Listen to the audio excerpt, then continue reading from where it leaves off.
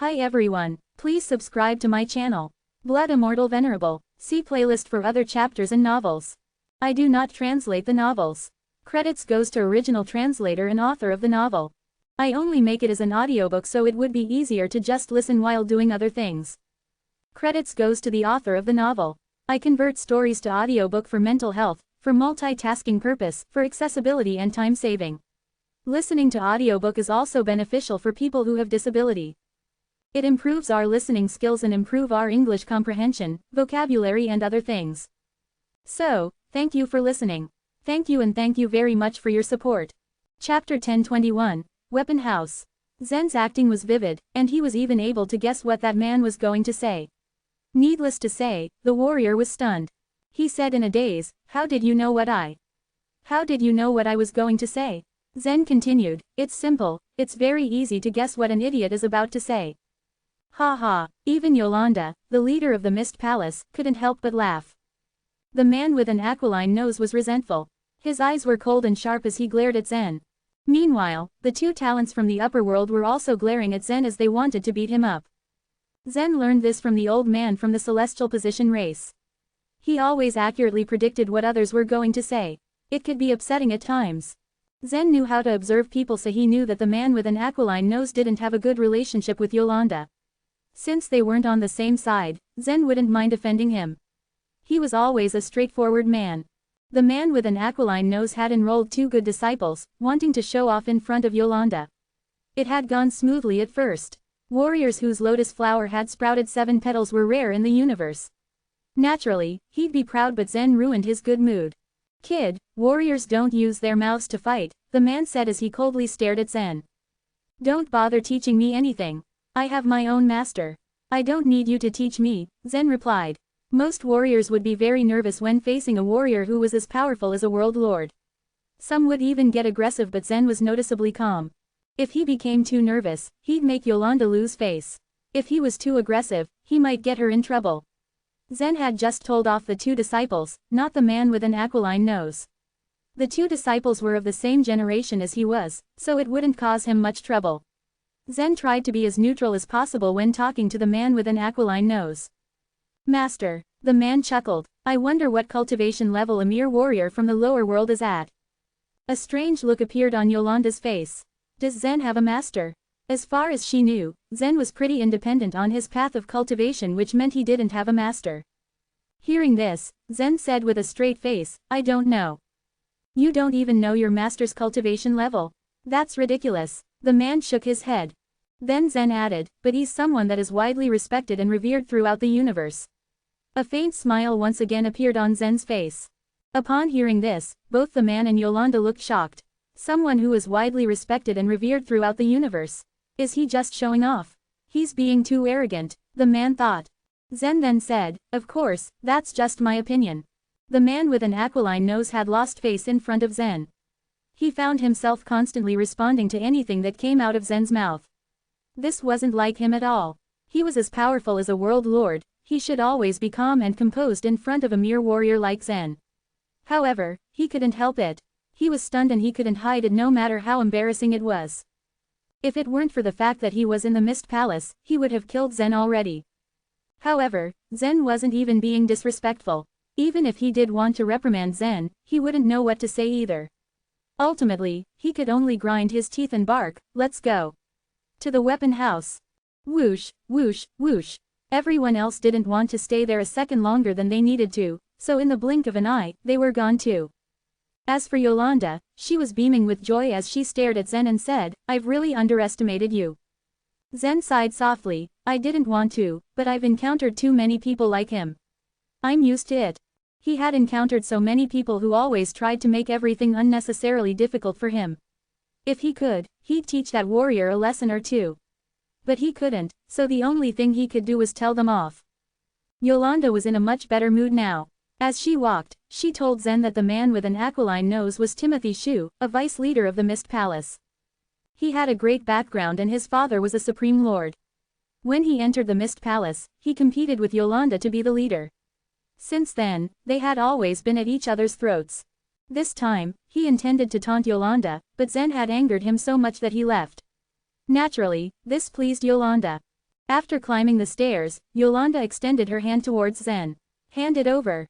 "What?" Zen asked. "Do you want to help Lavender recover her soul or not?" Yolanda asked. "Right now." Zen was astonished. Yolanda shook her head and said, "Lavender was once almost a world lord. It's impossible to completely repair her soul in a short period of time, but I have a way to wake her up and restore a large portion of her soul." Upon hearing Yolanda say this, Zen happily took out the soul-nurturing wood from his space ring. He checked Lavender's status in the soul-nurturing wood, and a warm feeling was transmitted from it. Lavender had been sleeping for a long time, and now she could finally wake up. He wondered how she would react if she found out she was in a supreme world. After passing the soul-nurturing wood to Yolanda, he received a jade slip and a small jade pendant from her. Within this jade slip is the map of the Mist Palace.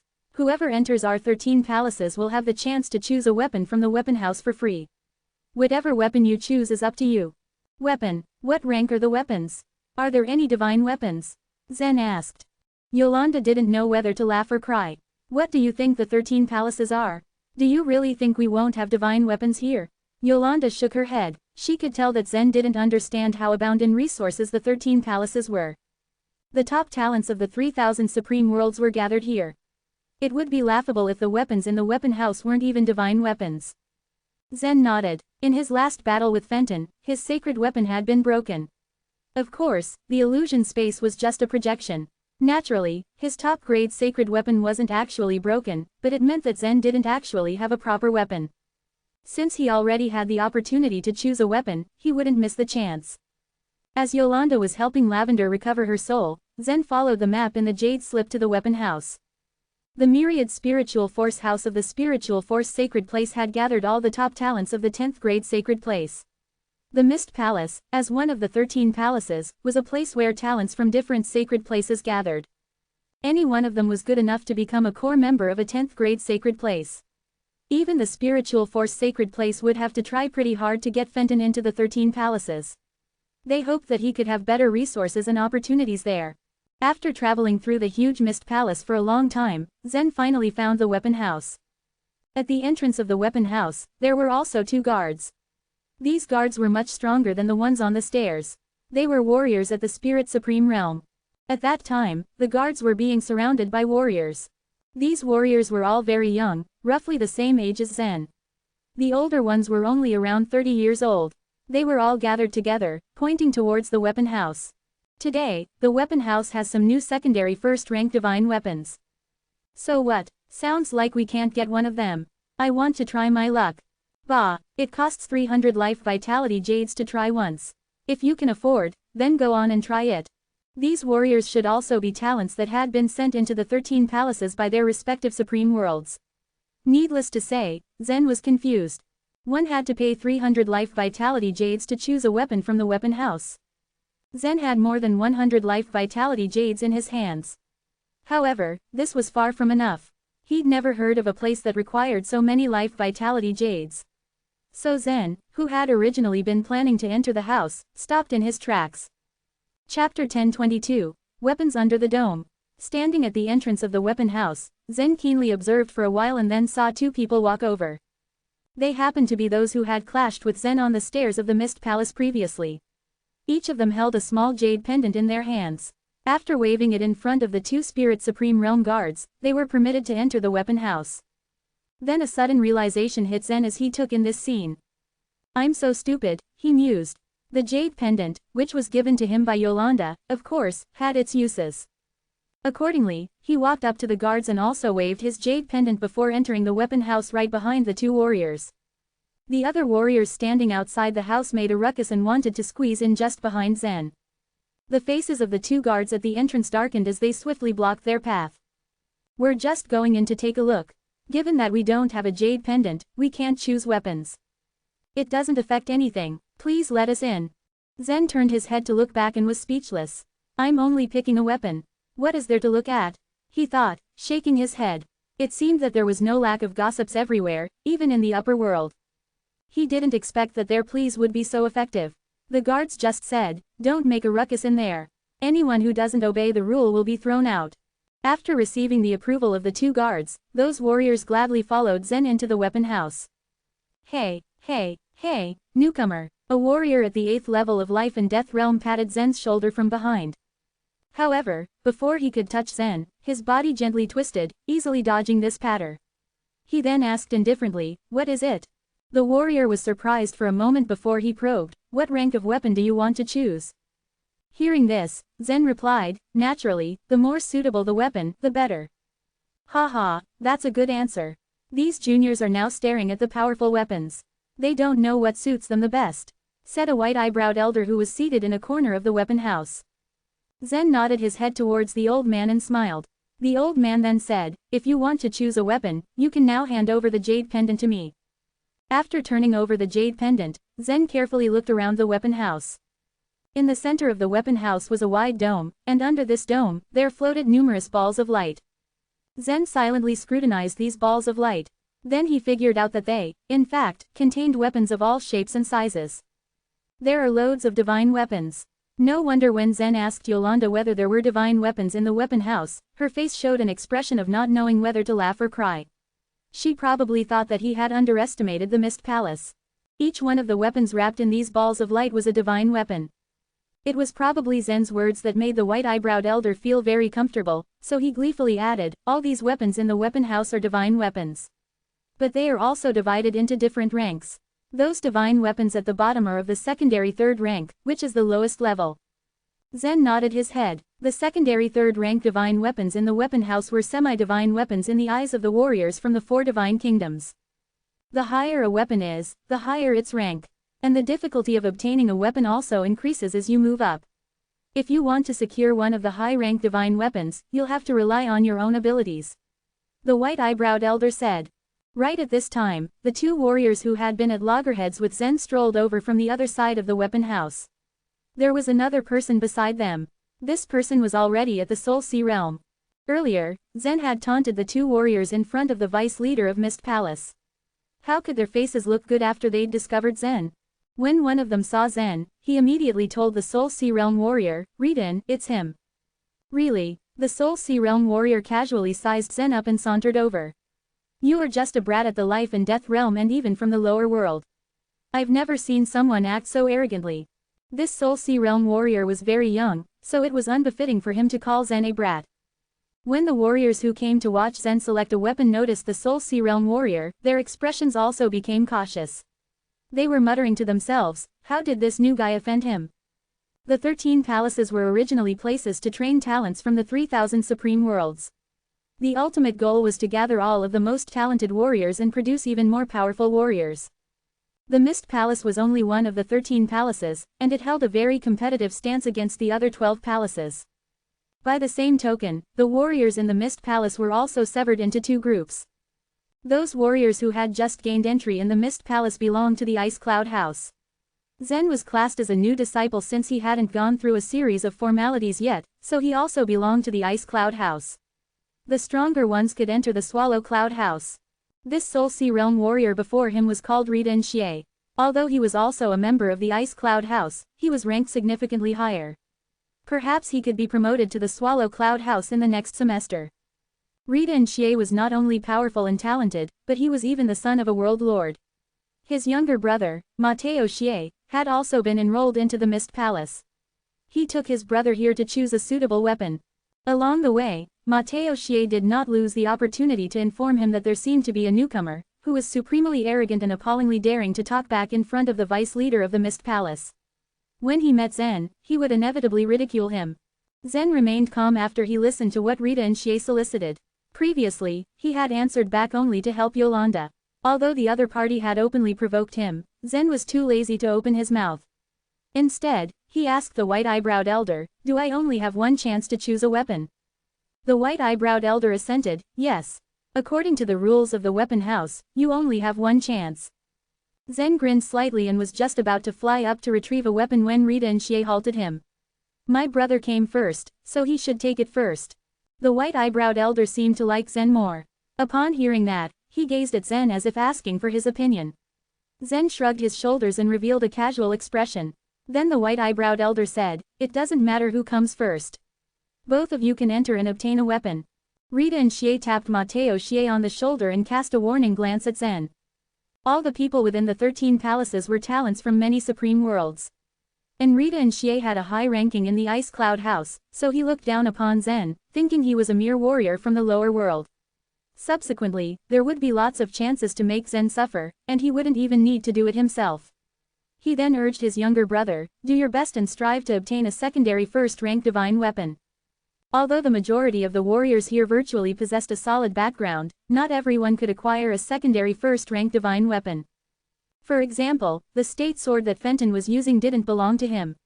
It was given to him by the Saint Lord, and if Fenton left the Myriad Spiritual Force house, he would have to return the sword. Mateo Xie lightly bobbed his head as he listened to his brother before walking to the center of the hall. After sweeping a glance at the dome, he immediately leapt up.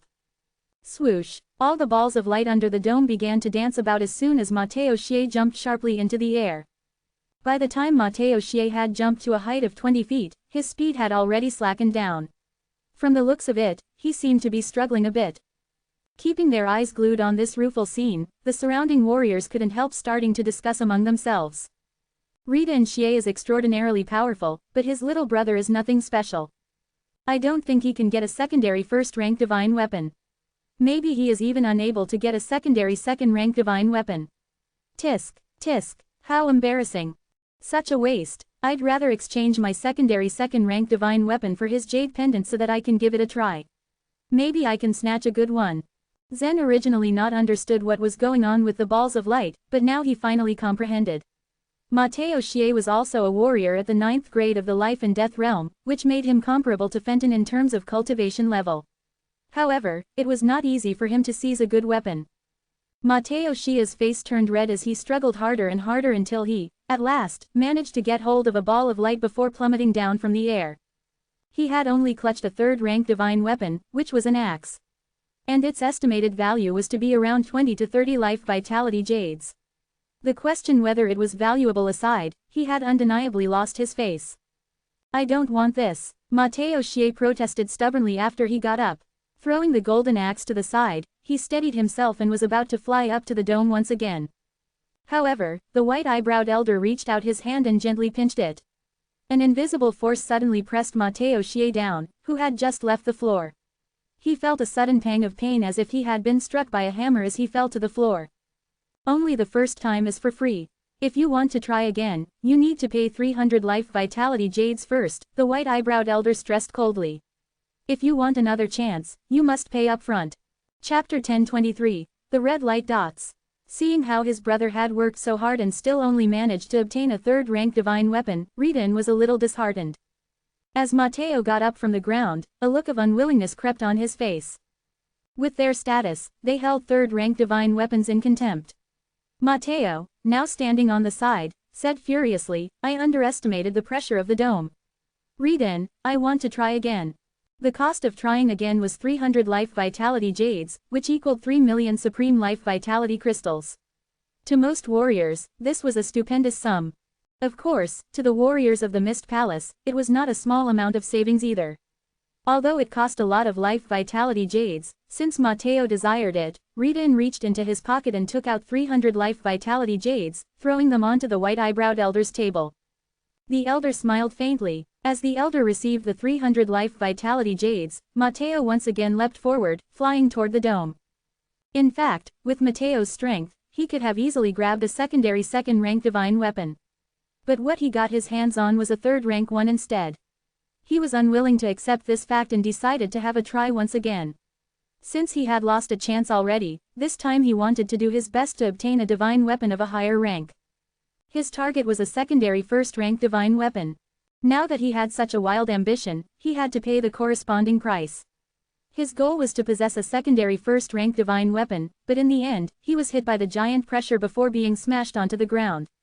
He had managed to receive nothing once again. Upon seeing what happened, Rita frowned as well. As for the other warriors in the weapon house, they sighed. Mateo had wasted 300 life vitality jades just like that, for absolutely nothing in return. It was really a pity. This time, Mateo was too embarrassed to try again, so he stepped aside silently. Suddenly, Rita took out 400 life vitality jades and handed them over to the white-eyebrowed elder. He said, here are 400 life vitality jades. Let me have a try this time. 400 life vitality jades. Zen thought, his eyes flashing with surprise. Just now they said the task only needed 300 life vitality jades. Why was Rita paying 100 more life vitality jades this time? However, the talk of the warriors around Zen made him realize what was up. Oh no, Rita is truly ambitious. He has his eyes on those first-rank divine weapons. Rita is very powerful. Now that he is a Soul Sea Realm warrior, he might be able to get his hands on one of them. Well, he wants to earn back what his brother has lost. But the pressure of the dome is adjusted as per the cultivation of the warriors. These first-rank divine weapons have been here for countless years, and only a few of them have been taken so far. I heard from an elder from Ice Cloud House that the most recent time the first-rank divine weapon was taken was 100 years ago. A first-rank divine weapon? Zen raised his eyebrows. In the lower world, all weapons Zen had used could be considered top-grade weapons in the central region or the Sea God continent. However, his weapons were not regarded as the best in the Divine Kingdom continent. The most important reason for it was that Zen relied too much on his own body instead of the weapon in his hand, as his own body itself was a weapon. Now in the upper world, Zen had begun to understand the importance of a high-grade weapon. It was true that the Black Star was a supreme divine weapon, but it wasn't appropriate to show it to others in most occasions or make use of it to fight an enemy. I should just observe for a while, Zen thought to himself. As the white-eyebrowed elder received the 400 life vitality jades, the faint smile still lingered on his face. He stretched out his hand and a picture scroll appeared, with several kinds of magic weapons drawn on it. One of the first-rank divine weapons in the weapon house, the blood-dripping spear, was borrowed by a steward. Now there are 16 first-rank divine weapons left. You can choose 4 of them and I will place them on the dome, the elder said. I know the rules. Rita nodded as his gaze swept over the picture. He casually pointed at some weapons and picked out 4 from the 16 first-rank divine weapons. It seemed that Rita was a sword cultivator. The 4 weapons he chose were all first-rank divine swords, the Crimson Fire Sword, the Book Sword, the Heavenly Shadow Sword, and the 10 Directions Howling Sword respectively. After he had selected the weapons, the elder reached out and gently flicked his finger.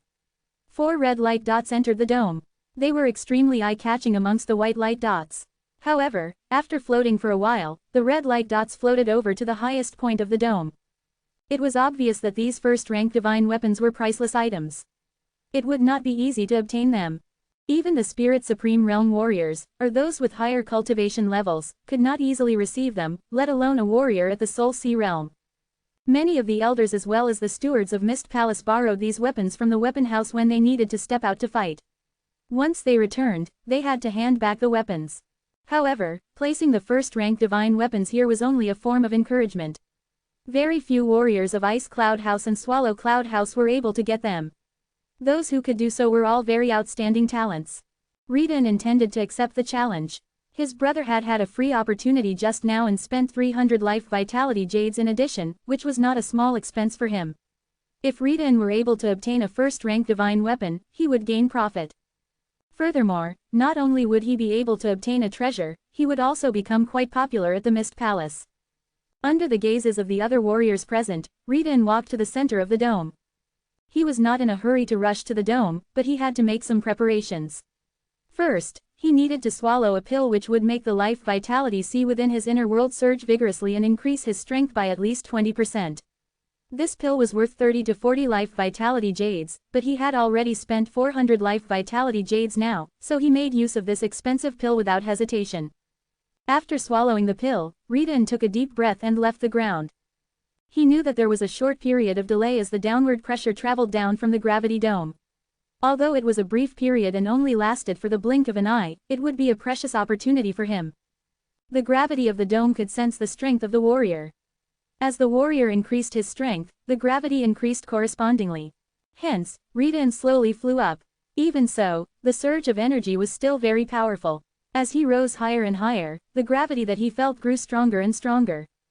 Right now, many white light dots floated around Rita. Within the dots were various secondary third-rank divine weapons.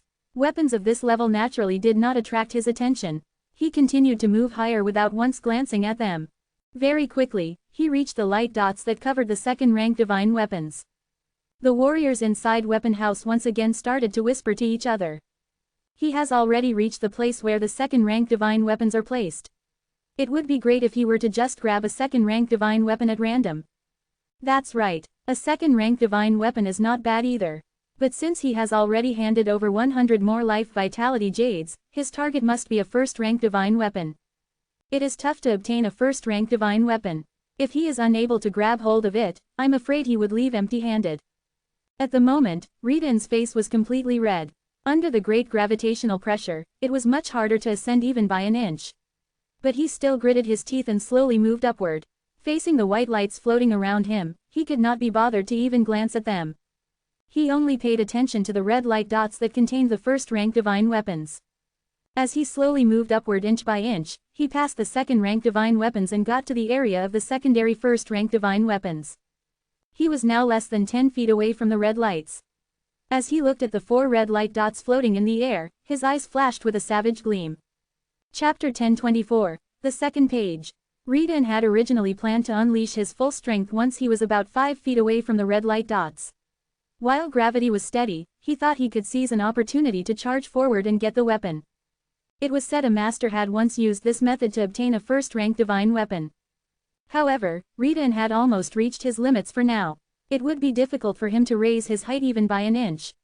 At the moment, he could only rely on his own will to hold on. After several seconds, he finally managed to rise a few feet higher. He realized that he was now a spent arrow. If he didn't employ his full strength now, he might never get another chance to do so. At the thought of this, he gritted his teeth and the life vitality within his body began to roll over in massive waves. Riden had been rising slowly, but now with his life vitality surging, he suddenly sped up. In the moment that his strength erupted, the gravity pressing down from the dome multiplied by several times. "I've been tricked," he cried out. To himself, he wondered, didn't they say that there would be a delay in the increase of gravity? Why did the gravitational force increase the moment my power erupted? The white-browed man sitting at the table had a sneer on his face. By using crooked ways instead of relying on your own strength, you will always fail miserably. Actually, it wasn't that Riden had been tricked. It was indeed possible to collect the divine weapon from the dome by using this method in a certain window of time. The gravity divine texture on the dome constantly detected the martial artist's condition. However, this detection had a certain degree of time delay. Some martial artists discovered the loophole, so they suppressed their strength at the beginning when they flew to the dome and then unleashed it when they figured that it was time to take advantage. Although this period of delay was short, less than the blink of an eye, it was enough for a martial artist to ascend. Weapon House certainly could not allow such a loophole to exist. Although they did not explicitly ban it, they secretly repaired the divine texture on the dome and eliminated it. This was something that Riden didn't know. He falsely believed that he could take advantage of the loophole and get the divine weapon.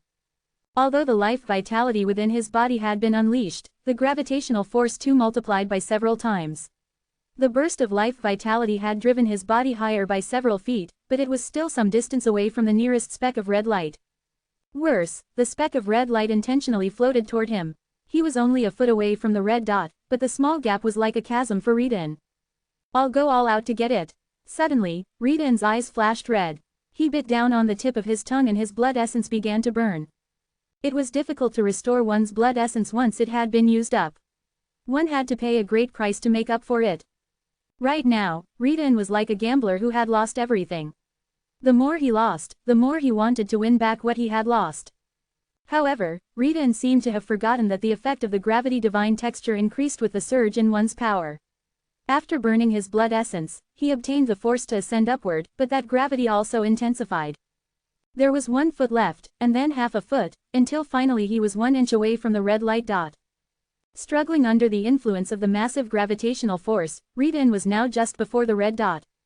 If he remembered correctly, the treasured sword inside this particular speck of light was the 10 Directions Howling Sword. He had researched on this 10 Directions Howling Sword before in detail. It was not heavy when one held it, but in reality, it contained the weight of 10,000 mountain ranges. The wielder of the sword could use this weight the way he desired. So if one were to wield such a sword, it would be equivalent to slashing an opponent with the strength of 10,000 mountain ranges. If he could get it, the money he had spent would be well worth it. Riden gritted his teeth. He could feel his fingertips already touch the red dot of light. As long as he could rise above just half an inch, he would be able to get hold of it. But just at this moment, a strange thing happened, making his heart plummet. The light dot leapt nimbly, then flew away from Riden. The specks of light above the dome weren't fixed in place. They were like little fairies as they flew around the dome. When he saw this, Ridan could no longer hold on. As his strength weakened, his entire body was hurled down by gravity. As he fell, his hands began to wildly snatch at the air in an attempt to grab onto some other divine weapon. Boom! The deafening thud rang throughout Weapon House as Ridan's body crashed to the ground. During his fall, he had indeed managed to grab onto a divine weapon. Ridan, who was now lying on the ground, brought the divine weapon closer to take a look and nearly vomited blood out of anger. It was a secondary third-rank divine weapon, which was worse than what his younger brother had got his hands on. I still failed. It's still commendable. Ridan is indeed not someone ordinary. He just needs some good fortune. Don't forget that he has burned up his blood essence. He must have suffered a huge loss. As Ridan rose from the ground, he wore a dejected expression on his face. He tossed the secondary third-rank divine weapon in his hand to the side. Noticing that Ridan was about to lose his temper, the white-browed elder smiled and asked, "Do you want to try again?" "No need," Ridan stated coldly. He had paid a lot for this, but in the end, he only obtained a secondary third-rank divine weapon. He felt mortified and didn't want to stay here any longer, so he decided to take Mateo with him and leave. It was then that Zen handed over a jade pendant in his hand to the old man and asked, "If I want to obtain one of those first-rank divine weapons, would I have to pay another 100 life vitality jades?" The jade pendant was the ticket to obtain a divine weapon from the dome. In reality, it was equivalent to 300 life vitality jades.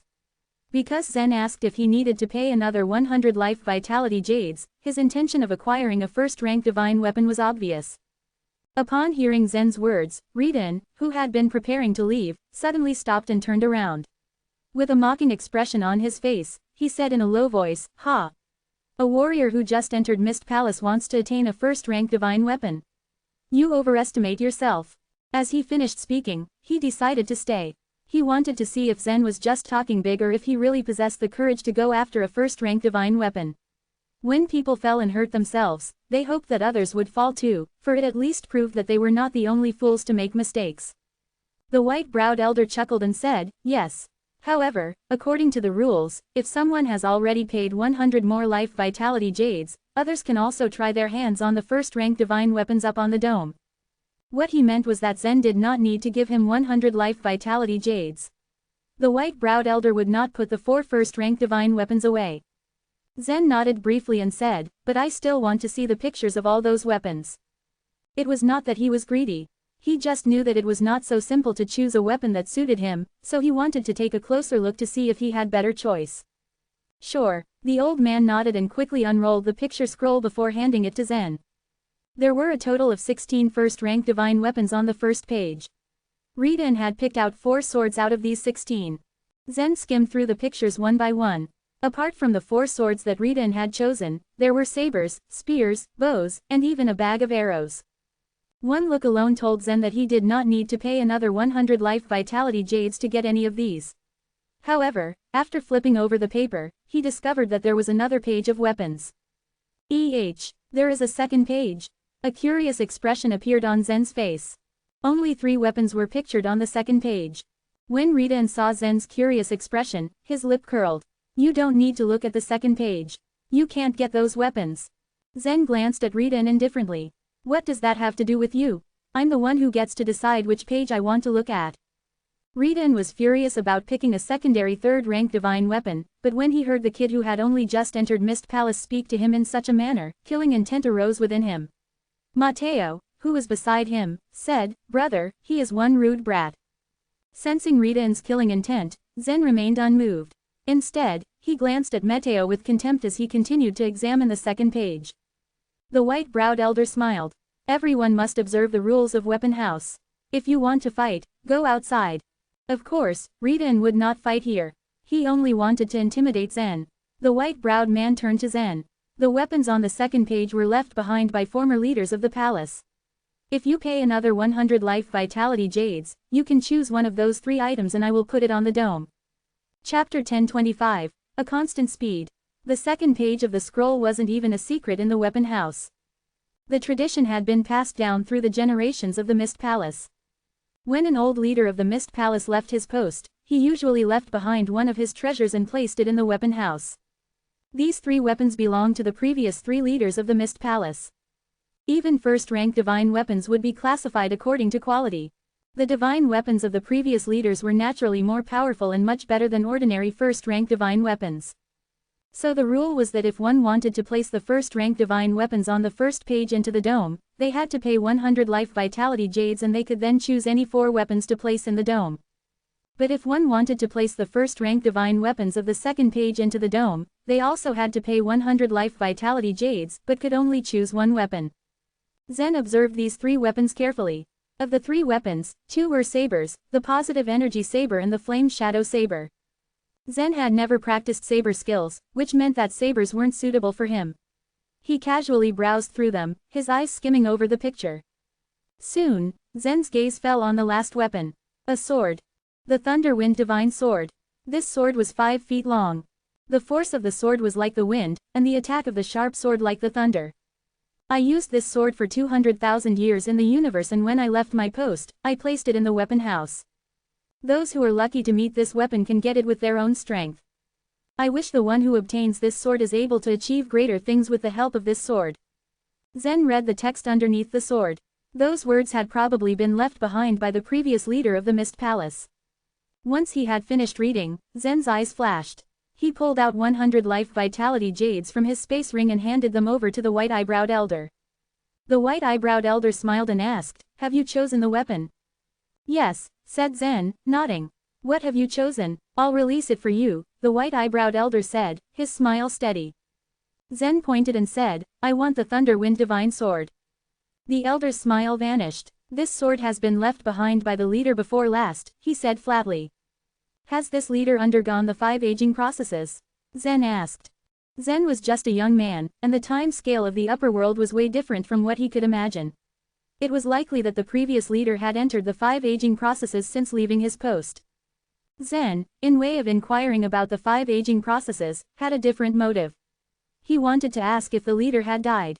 The white-eyebrowed elder sighed and shook his head. "No, this is a sword left behind by Master Shao, one of the previous leaders of the Mist Palace.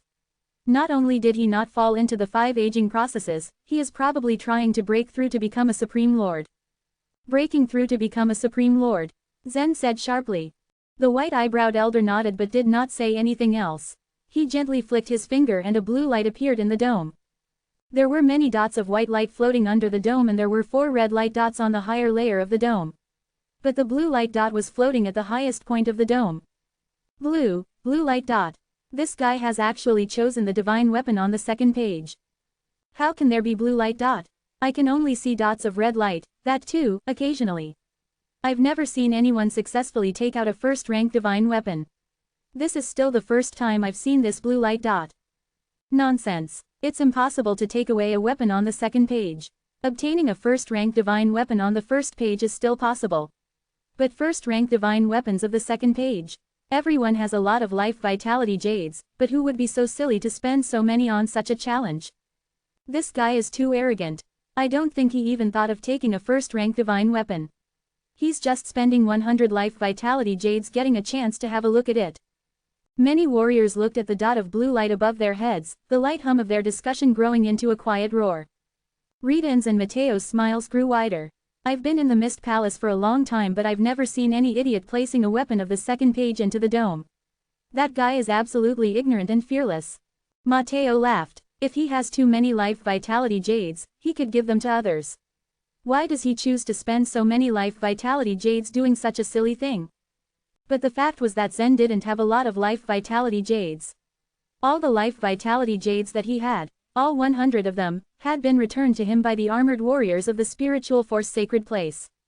And now, he had gone and exchanged all the life vitality jades he had for a chance.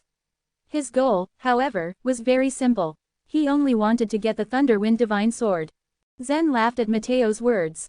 He did not have the time to retort to Mateo and merely turned and walked towards the center of the dome. Mateo's strength and talent weren't worth a mention for Zen. Mateo's brother, Riden, on the other hand, could be considered as a strong opponent to Zen. It was difficult for Riden to ascend to the top of the dome, as it would be for Zen to touch the dot of blue light. Once he had mentally prepared himself, Zen took a deep breath. The chaotic energy in his body circulated gently, and as a result, his body quietly left the ground. The moment Zen rose, a force pressed down on his body. The gravitational force is so strong, Zen thought, squinting.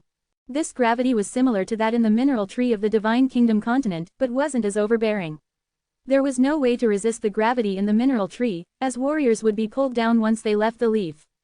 The gravity Zen was facing right now didn't cause any problems for him. He didn't rush but instead, ascended at a slow pace.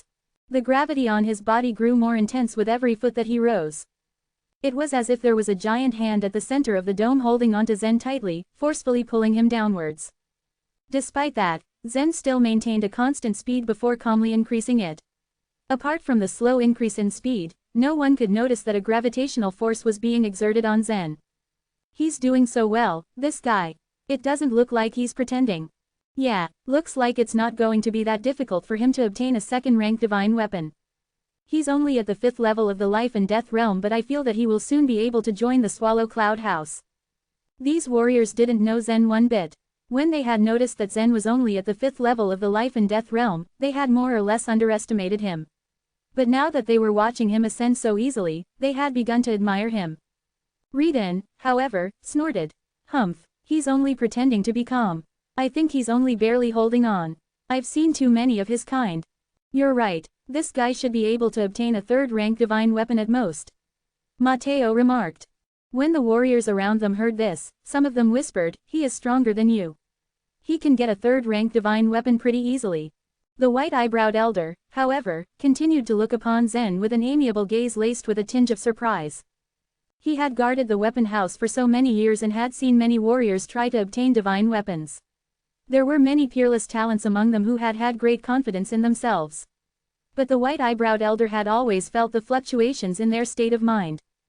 Even though Ridan had also slowly ascended, he still needed to make use of a portion of his strength to resist the gravity. Because of this, he hadn't risen at a constant speed. He moved in jerks, sometimes fast, sometimes slow. This was very similar to a person pushing a car, with strength being rhythmically released bit by bit. There was, however, an exception. If the car was very light, the person pushing the car could deal with it pretty easily, allowing the car to maintain a constant speed. But when a person pushed a heavy car, he could maintain a constant speed only if he had immense strength. It was similar to how Zen was moving upward. His speed was even, not too fast, not too slow. He wasn't going to slow down even a little. This meant that Zen's strength was more than enough to deal with the gravity and suppress it. This guy has maintained a uniform speed right from the very beginning. He's probably trying to show off his strength. But does he have enough of it? And how high can he reach with such a uniform speed? The white-eyebrowed elder thought to himself. Chapter 1026. I know. The weapon house was quite spacious, but the dome above Zen was only about 200 feet high. If it weren't for this powerful gravitational pressure, any martial artist would be perfectly capable of reaching the top of the dome if they wanted to. When Zen had risen to 50 feet high, the gravitational pressure was almost equal to that of a huge mountain weighing down on his body. This wasn't a problem to Zen. He was able to maintain his speed as he rose and he wasn't even breaking a sweat. He kept his focus on the blue dot of light at the very center of the dome, that was his target. When Zen rose by another 20 feet, he was already able to touch the white dots of light on the lowest layer. When Zen saw the secondary 3rd-rank weapons of all kinds wrapped in the white light dots, he didn't let himself get attracted. He just shifted his gaze and continued to rise. He could only take one weapon in this attempt. If he caught any of the white light spots, he would be most likely pulled down.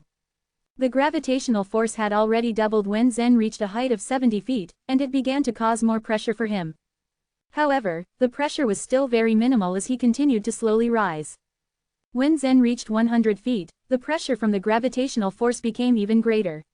At this point, what floated around him were 3rd-rank divine weapons now. He continued to go up.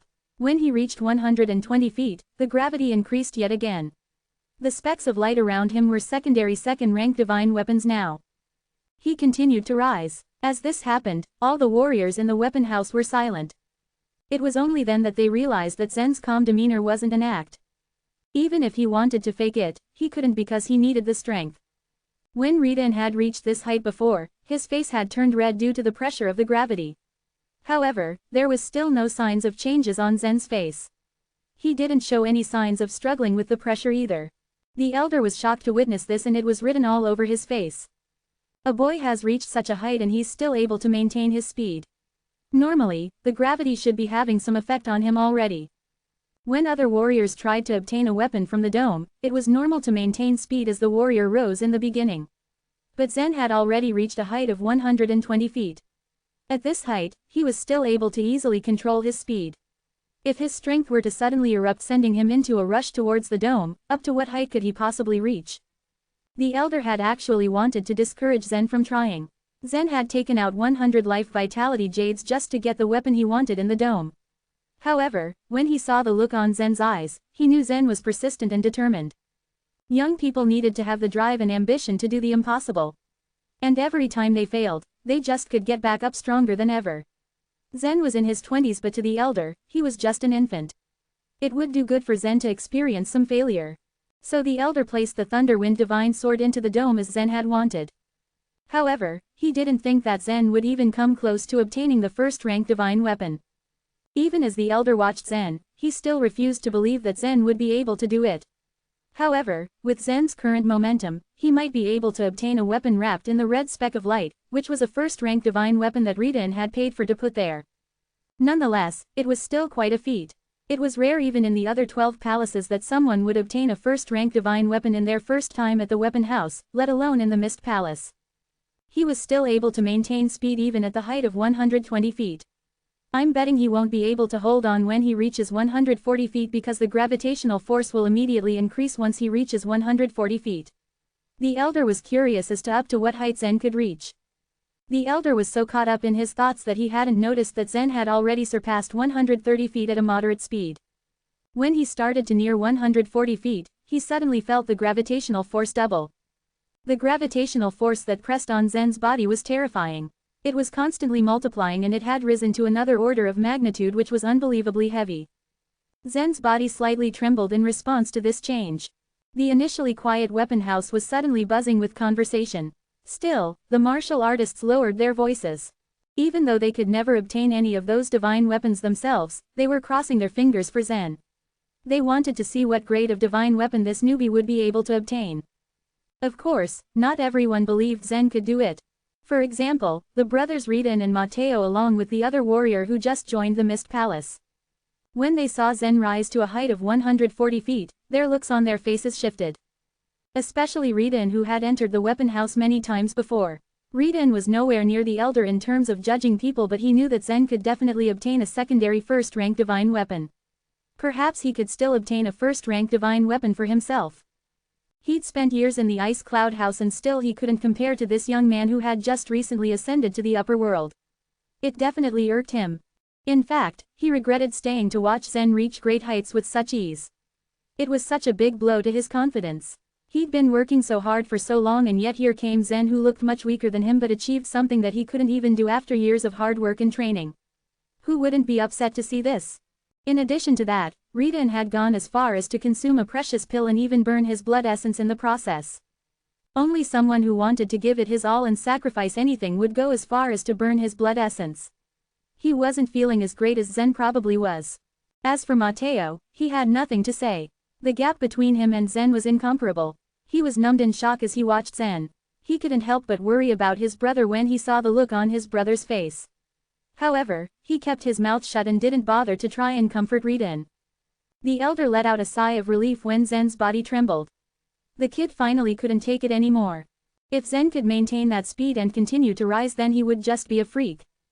Fortunately, that wasn't the case here, which the elder was pleased to find out.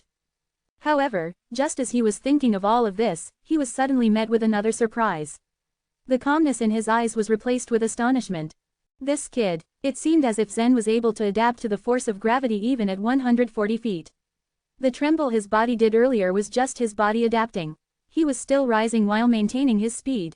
The elder was dumbfounded. Who had recruited this boy into the Mist Palace? Should he inform the leader of the palace about this? He knew it was the right thing to do. He immediately took out a message rune and as it burned, he recorded a voice message. Master, there's a young boy here whose purpose is to obtain a weapon. It looks like he just joined the Mist Palace. I was wondering who recruited him here. The boy is actually... Before the elder could finish speaking, Yolanda's indifferent voice interrupted him. I know. How do you know? The elder was surprised. He hadn't even finished what he was going to say and the leader wasn't even here in the weapon house. How could she already know who he was referring to? I was the one who brought Zen into the Mist Palace. Let him take whatever he can get from there. When Yolanda finished speaking, she cut off the message right away. Since she had promised Zen that she would help him recover Lavender's soul, she had no intention of going back on her word. As for the elder's words, Yolanda didn't take them to heart. Zen surely wasn't the only martial artist entering the weapon house at this time. However, Yolanda was certain that the only person who could make this old man suddenly talk to him was Zen. As for the two fellows Timothy had brought, they just couldn't surprise the old man. No matter what, she still had a lot of confidence in Zen. After Yolanda cut off the message rune, the elder looked at Zen and realized that he was the boy who had been personally brought in by the leader of the palace. Even if it was the leader who had personally brought him in, that still wasn't an explanation as to why Zen was so amazing. The elder thought this over. The 13 palaces were intended to be the places where talents for the alliance were discovered and honed. Every year, leaders and vice leaders from every palace brought in so many talents and they were all amazing. However, even so, Zen's talent was still too rare. Chapter 1027, Control the Light Dots. The other warriors of the weapon house didn't know what was going on. They felt that it was very easy for Zen to keep ascending higher and higher. In addition to the white-eyebrowed elder, Rita-in also found the whole thing pretty mysterious. Previously, when Rita-in flew higher off the ground, he had also deliberately suppressed a portion of his strength. He did this because he wanted to conserve his strength in order to use it after reaching a certain height. So his purpose was different from Zen's. Despite deliberately restraining his strength, he would still be suppressed by the gravitational force after reaching this desired height. But he couldn't be as calm and composed as Zen and maintain a uniform speed. Judging by this, Zen's strength was far from reaching its limit. 150 feet, 160 feet. Small white light dots were jumping around Zen haphazardly. Within these dots lay second-rank divine weapons. Some light dots even landed on Zen's face. If he reached out to grab them, he could get them easily. However, he continued to raise his head, and the chaotic energy within his body spun more wildly. Second-rank divine weapons existed at 160 feet above the ground, while the secondary first-rank divine weapons were located at a height of 180 feet. There were only 4 red light dots at a height of 190 feet. These red dots signified the first-rank divine weapons that Rita-in had paid for. They cost him 400 life vitality jades.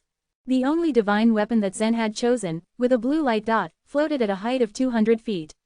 The blue light dot was constantly dancing close to the ceiling of the dome. Rise. The gravitational force was also getting stronger and stronger now. Zen was finding it hard to move up now. However, he maintained a delicate balance and made his chaotic energy spin faster and faster. At the same time, he used the power of the dragon scales to resist the gravitational pull. The dragon scales within his body lit up one by one like a string of lights. 500 dragon scales, 1,000, 2,000. When 4,000 dragon scales were activated, he had already reached a height of 190 feet. If he moved horizontally at this moment, he could have pursued the 4 first-rank divine weapons. This guy's real target is the Thunderwind Divine Sword. Actually, if he grabs a first-rank divine weapon, he would make a fortune. But this guy seems to be unsatisfied with those divine weapons. Nonsense. He has the ability to chase the better weapon, so surely he would not pick the worse one. The warriors had already gauged that Zen possessed the strength to do so. Rita-in had also reached a height of about 190 feet in the past, only a hair's breadth away from a first-rank divine weapon. However, he managed to stay at that height for a very short duration of time, so he didn't have the power to chase the red light dots. Zen, on the other hand, was able to stabilize himself at a height of 190 feet.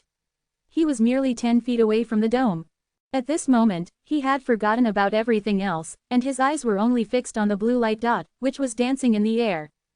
However, just reaching this height was not enough. The light dots would not remain still. They were like tiny fireflies that danced constantly. Luckily, the speed at which the dots were dancing was not too fast. With their quick reflexes, warriors would be able to easily catch the dancing lights even if they moved 10 times faster than their current speed. However, with this gravitational force, if one let his guard down and his strength dropped even a little bit, he would be directly pulled down by the gravity. So one could imagine the challenges of catching these light dots.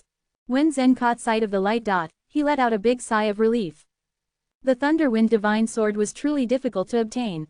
When Zen was only 30 feet away from the dome, the gravitational force doubled, and it kept doubling every 10 feet. He had to double the power of the dragon scales to deal with the gravitational force in the final stretch. If the gravitational force doubled once more when he reached a height of 200 feet, he would probably be unable to withstand it. This was because Zen's physical body could bear the power of about 6,000 dragon scales at the most. He could of course activate the power of 8,000 dragon scales, but his own body would not be able to withstand this surge. He would be risking it all. It had not been easy to reach this height, and Zen certainly did not want to return empty-handed. If it was just about safety, he could choose any one of the 4 first-rank divine weapons. However, since he had set a goal for himself, there was no excuse for him to not achieve it, no matter how difficult the goal seemed to be. He never feared challenges. A warrior could only become more powerful by facing and overcoming challenges. Whoosh! Zen had suddenly activated more than 6,000 dragon scales in his body. The power rapidly surged through his limbs and bones. At the same time, a crackling sound erupted from within his body once again. It seems like he has activated some kind of a secret technique. This guy probably doesn't know that in this dome, the more powerful one's own strength is, the greater the force of gravity that the dome will subject him to. Just wait and watch. Whether he succeeds or not depends on his performance at this moment. However, I admire his courage whether he is successful or not. At least he has the courage to try to obtain the weapon left behind by the previous leader right after entering the Mist Palace. It was just as the warriors had said, the gravity rapidly increased after Zen's power erupted. However, the gravitational pull didn't increase as fast as Zen's speed. That was because Zen had used the chaotic energy in his body to invoke the wind law, and at the same time, his forceful energy also began to erupt. Whoosh! At this moment, Zen was no longer focusing on maintaining his slow rising speed. Under this eruption, the speed at which he rose had increased several times. Such a strong gravitational force. At this height, the surrounding space started to become extremely viscous under the influence of the powerful gravity.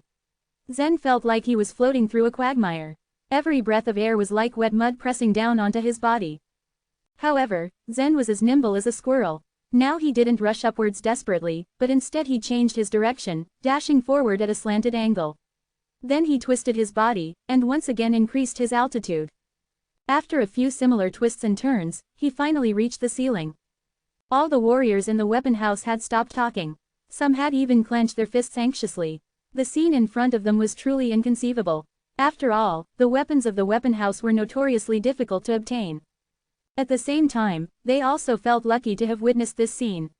After all, some warriors had managed to take the first-rank divine weapons, but the former leader's weapons hadn't been taken away by anyone in the past. Being witnesses to this scene gave them bragging rights in front of their friends for a year. Zen's body stabilized at a height of 200 feet. He knew that if he relaxed even slightly, his efforts would be for naught and he would fall straight to the ground like reed-in. Therefore, after reaching this height, he concentrated all of his energy on resisting the force of gravity and did not rush to chase after the blue light dot. The blue light dot continued to flutter about without any care. Occasionally, it would move closer to Zen to tempt him, but just as it came close to him, it suddenly leapt away. 3 seconds. 6 seconds. Zen's breathing became heavier and more strained. His physical body had already reached the limit at which he could bear the power. If he were to increase the power by even the slightest bit, it would break his physical body and he would come smashing down to the ground. He is lost in thought even at a height of 200 feet. This guy is really strange. He is probably concentrating on that blue light dot. Hovering at the height of 200 feet is just too scary. Right now it's like he's walking on a tightrope. He can slow down, after all he can still withstand it, but he can't make any mistakes. Otherwise he'll just fall down. But even if he moves slowly, there must be a limit. He's just standing still there. At this moment, the white-eyebrowed elder was already standing and looking at Zen. A thought suddenly appeared in the white-eyebrowed elder's mind. He did not think that Zen would obtain this Thunderwind divine sword so easily. He wanted to see the limit of Zen's strength. The white-eyebrowed elder had personally set up these light dots. If he wanted, he could easily control them. He didn't mean to make things difficult for Zen. It was just that he was really curious and wanted to see whether Zen could hold on or not. Chapter 1028, Complaints. Zen bid his time for a while at this height. He could already clearly see the trajectory of the blue light dot. As he determined the direction it was going in, a bright light flashed in his eyes as his body moved ahead. Whoosh! Even though the surge of energy within his body was close to its limits, he did not slow down as he rushed forward. As per his judgment, he should have an 80% chance of making it. The warriors on the ground were quite excited. His victory is in sight. He can still maintain such a speed even now. He's extraordinary. Any of those 3 divine weapons would be invaluable. He will possess one so soon after entering Mist Palace.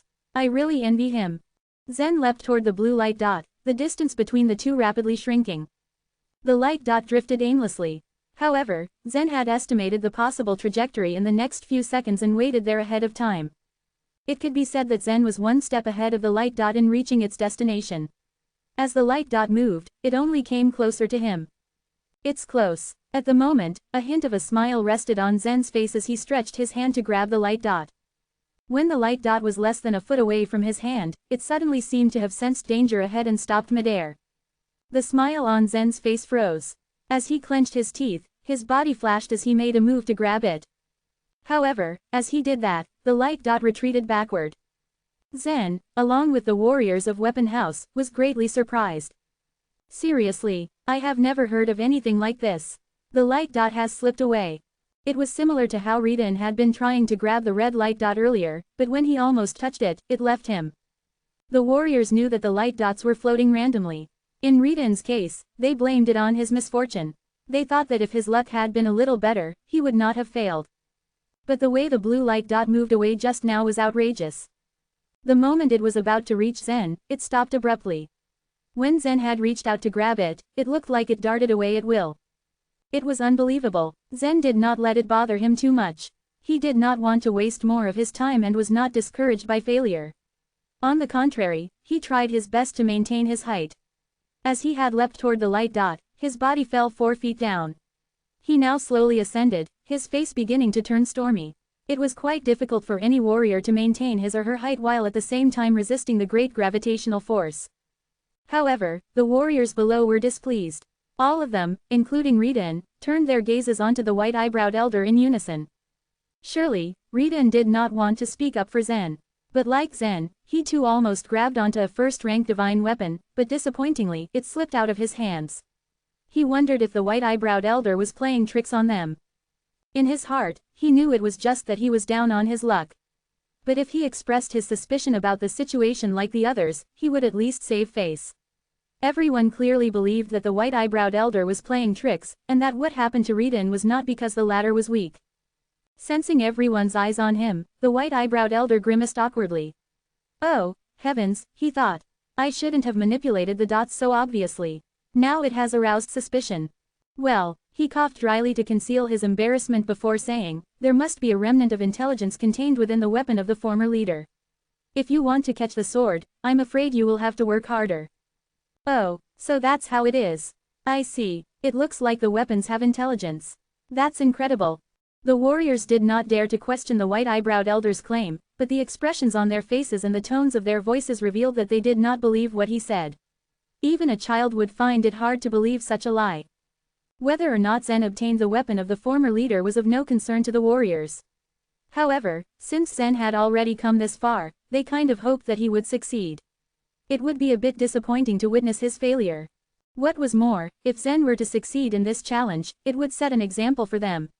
Perhaps in the future, they too would be able to ascend 200 feet into the dome and obtain a weapon of a former palace leader. This was why they were unhappy with the white-eyebrowed elder. Now, the white-eyebrowed elder was more embarrassed. He was considered to be upright. He felt humiliated doing such a thing and was afraid that bad reputation would befall him. After all, he was the one who said that the weapons in Weapon House belonged to whoever caught them, while he also manipulated the light dots to escape whoever approached them. Was this not a trick? He did not intend to keep the weapons to himself. He was merely in charge of Weapon House and was not concerned with who got their hands on the weapons. He really only wanted to test Zen. Having learned a lesson, Zen was much more careful before his second attack. He now knew that the blue light dot could evade him on purpose. It would be even more difficult to catch it. He reflected on what to do now. Just flying at this height was already so difficult, and the blue light dot was doing its best to escape him. It was obvious that one could hardly catch it. But even in this situation, Zen chose not to give up. He had encountered many more difficult situations in the past. There was no danger to his life at Weapon House, so he mustered all his strength and charged towards the blue light dot once again. Whoosh, whoosh. As Zen accelerated ahead, the light dot also sped up. At the moment, Zen was like an eagle chasing down the hummingbird that had always been incomparably agile. Due to gravity, however, Zen's speed was greatly reduced. Moreover, the light dot was fast and flexible. After both of them circled the dome a few times, he had no choice but to stop in the end. He breathed heavily as he stared at the light dot. Seeing this scene, the warriors below were speechless. It was already a miracle that Zen could fly up to a height of 200 feet, but he was also able to continuously circle around at that height. While they were surprised at Zen's strength, they were even more angry at the white-eyebrowed elder. In the beginning, no one had dared to speak up because they did not want to offend the elder. Before long, someone broke the silence. This is unfair. Why don't you control the other light dots too, so that we never get a single weapon? Then the Mist Palace is going to make great profits. That's right, we don't even stand a chance when we pay 300 life vitality jades for just one try. Let's spread the news around. Tell everyone not to be fooled by Weapon House. This is injustice. This is unfair. The voices of the warriors grew louder and louder and the atmosphere grew tense. Some of the warriors stepped forward to the white-eyebrowed elder. Elder Yu, have you tricked us? That's right. If you don't want to give us the weapons, just tell us frankly. Don't fool us. Hey man, come down. You can't get the weapon. Elder Yu is just making fun of you. As the crowd clamored, the white-eyebrowed elder could no longer hold back his misery. His face was red from embarrassment. If this news were to get out, no warrior would come to the weapon house again. That had not been the original intention. He had just discovered that although Zen could not catch the light dot by himself, his physical strength was extraordinary. Zen managed to keep himself at a height of 200 feet. As soon as his height was lowered, he unfailingly increased it again. The white-eyebrowed elder had no way to determine the limits to Zen's strength. If he increased the gravity of the divine texture by several times, Zen might be unable to withstand it. However, it was troublesome to modify the divine texture. As the elder stood being ridiculed by everyone in a slight daze, Zen took it as an opportunity to rush forward. He had already noticed the situation below and could guess what was happening. Losing no time in taking advantage of this, he once again moved toward the blue light dot. He drained almost all of his potential and increased his speed substantially. Zen reached out to grab the blue light dot and then descended at full tilt. Steadily, he landed on the ground and a sharp sword of astonishing length appeared in his hand. Even though Zen had now obtained the sword, the other warriors did not stop accusing the white-eyebrowed elder. The scene seemed to be getting a bit out of control. Chapter 1029, Unexpected News. Zen didn't even have time to examine the first-rank divine weapon in his hand before he heard the martial artists continuously denouncing the white-eyebrowed elder. The martial artists were not happy with what he did. The white-eyebrowed elder was a high-ranking senior. However, now he was besieged by so many martial artists of the younger generation. Plus, he was in the wrong, so he didn't know what to say. Respect aside, he was supposed to apologize. What are you talking about? Zen walked over with a light smile on his face. The white-eyebrowed elder realized that if he did not give an explanation, the juniors wouldn't let him go. He sighed and grudgingly said to Zen, "I'm so sorry about what I did just now. It's not that I did not want you to obtain the sword, but I was curious about your limits and thus, I controlled the light spot." You finally admit it. You have indeed controlled the light spot. What a shame. The weapon house might as well change its name to Dark Heart House. I don't believe you anymore. The martial artists all roared at the elder in protest. The white-eyebrowed elder had admitted his mistake, but the martial artists were still aggressive, making it hard for him to back down. Surely, Zen knew that the blue light dot was being controlled by the white-eyebrowed elder. However, in the end, Zen had obtained the sword, and he even accepted the elder's excuse. Zen waved his hand and said, "It's all right. It was just a little strenuous activity." If the white-eyebrowed elder had insisted on not letting him have the sword, then Zen really might not have been able to obtain it. Since the elder had now made an apology, the martial artists who had a strong sense of justice quelled the anger in their hearts. Then, they looked at the first-rank divine weapon in Zen's hand with envy. It was a magnificent weapon, and they would all have relished having it. For the vast majority of martial artists, an ordinary first-rank divine weapon was even something that was far beyond their reach. The standard length of an ordinary long sword was 3 feet and 3 inches, but the Thunderwind divine sword was 5 feet long. It was nearly 50% longer than an ordinary sword. This ensured a further reach during combat, making its wielder formidable. Furthermore, its blade was slightly wider than that of an ordinary sword. It was somewhat similar to a heavy sword, but the blade was extremely thin and therefore more lightweight. In a sustained battle, it would enable another advantage to the martial artist who possessed it. At a glance, the sword had 2 layers. The inner core was light blue, while the outer edge was golden red. The hilt was engraved with complex patterns. From its appearance, it more resembled an exquisite piece of art than a weapon. As for its power, Zen hadn't known that he was being tested here. This group of martial artists had helped him, so he didn't mind letting them admire his sword for a while longer. After a while, he placed the sword in his space ring and left the weapon house. Rita stared at Zen's receding figure with his cold and looming eyes. The corner of his mouth curled up into a sneer. You must possess as much strength as your weapon has. Although your talent is high, your strength is not enough to match that sword. I want to see just how many days that sword can stay in your hands. In both the Ice Cloud House and the Swallow Cloud House, countless talented martial artists had wanted to claim the 3 weapons left behind by the former palace leaders. However, it was too difficult to take these weapons by sheer force. Inadequate in their talent, they could only enjoy them by looking at them for now. Trying another strategy, the younger generation from influential families wanted to spend a large amount of life vitality jades buying the weapons from the weapon house, but the Mist Palace had money to burn and wasn't interested in the exchange. They didn't care about life vitality jades. They wouldn't sell the weapons no matter how high the prices being offered were. As a result, these 3 weapons were left unclaimed in the weapon house ever since. Now that Zen had taken one of them away, he would certainly become a target for many people who wanted to take the blade from him. Rita intended to make a big fuss about this matter and fuel conflict for Zen. He believed that there would be endless trouble for Zen until he gave up on the sword. However, Rita didn't need to spread the news.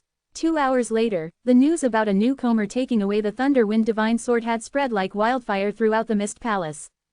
In the beginning, the news had only traveled within the Ice Cloud House, because the martial artists who had witnessed Zen claim the weapon were all from the Ice Cloud House. However, very quickly, the news was also sent to the Swallow Cloud House. The magnitude of Zen's accomplishment was hot news, and many martial artists were interested in it and awed by Zen's skill. A newcomer has really taken away the Thunderwind Divine Sword. Did I hear that right? Unbelievable, I just happen to need a good sword now. The Thunderwind Divine Sword should be perfect for me. I wonder if that man is good-natured. I can offer as many life vitality jades as he wants to buy the sword. There were many such conversations among the martial artists during the day. Of course, Zen had no idea about any of it. After he left the weapon house, he went to find Yolanda. Compared to the sword in his hand, what Zen cared about the most was lavender. After leaving the weapon house, Zen wandered around for a few minutes and was at a loss. He didn't seem to know where Yolanda was. After some thought, he took out the jade slip Yolanda had given him. The jade slip contained a map of the Mist Palace. Of course Zen knew how to read a map, but the problem was that the Mist Palace was huge, and Yolanda's whereabouts was not marked on the map. I might as well head for the center, Zen mused, curling his lips into an absent smile, and walked straight to the center of the palace. The Mist Palace was built on top of a huge pillar, and it took up a tremendous amount of space.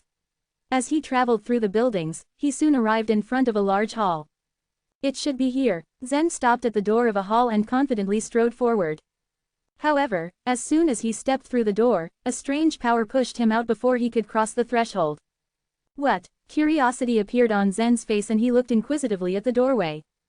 It was at this moment that a figure walked out from the hall. It was Timothy, the vice leader of the Mist Palace, whom Zen had seen once before. Timothy coldly sized Zen up and then berated him in a cold voice. How can you barge into the true mysterious hall so recklessly? Do you lack a sense of propriety? Zen looked indifferent at the vice leader as he said, I'm looking for Yolanda. Timothy's face froze slightly. He was quite baffled. Why did Zen immediately call out Yolanda's name? Due to their previous unhappy encounter on the steps of the front courtyard, Timothy didn't like Zen at all. In fact, he resented Zen from the bottom of his heart. So Timothy coldly said, Yolanda isn't here. Leave quickly. Zen politely nodded his head before withdrawing. At this moment, a figure drifted over from not far away. It was Yolanda. At the sight of her, Zen's face broke into a handsome smile as he asked, how is the thing going?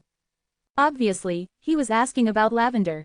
Yolanda smiled and nodded. She glanced at Timothy, who was now beside her, and asked, I was wondering what kind of weapon you got from the weapon house.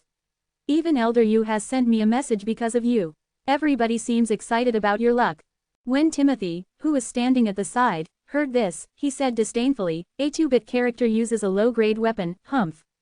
After he had finished speaking, he turned to step into the true mysterious hall. In his opinion, with Zen's cultivation level, he could at best have obtained a third-rank divine weapon. If he was lucky, he would have been able to claim a secondary second-rank divine weapon. However, Timothy did not care about this at all. Zen smiled faintly and then took out the 5-foot-long Thunderwind divine sword from his space ring and said, "I've got this." The power contained within the Thunderwind divine sword was astonishing. Even though Timothy had his back to Zen and was going to enter the hall, he felt the sword light pierce his back. The weapon emanated power and awed all who were near it. Timothy was almost as strong as a world lord. Only extremely sharp divine weapons could make him feel this awe. Ordinary swords had no effect on him. He had already taken a step into the true mysterious hall, but now he looked over his shoulder and stared intently at the weapon in Zen's hand. He was very familiar with the Thunderwind divine sword. And he had even used it for a period of time many years ago. However, as the vice leader of the Mist Palace, he was only qualified to use it, and could not claim it for himself. He hadn't expected that Zen would actually be able to take ownership of the sword.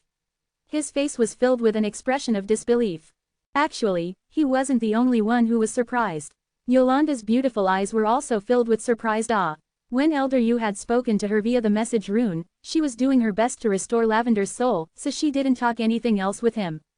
Originally, she had thought that Zen had taken a secondary first-rank divine weapon, or an ordinary first-rank one. However, she had never thought that Zen would actually be able to claim a former leader's Thunderwind divine sword. She just couldn't believe it.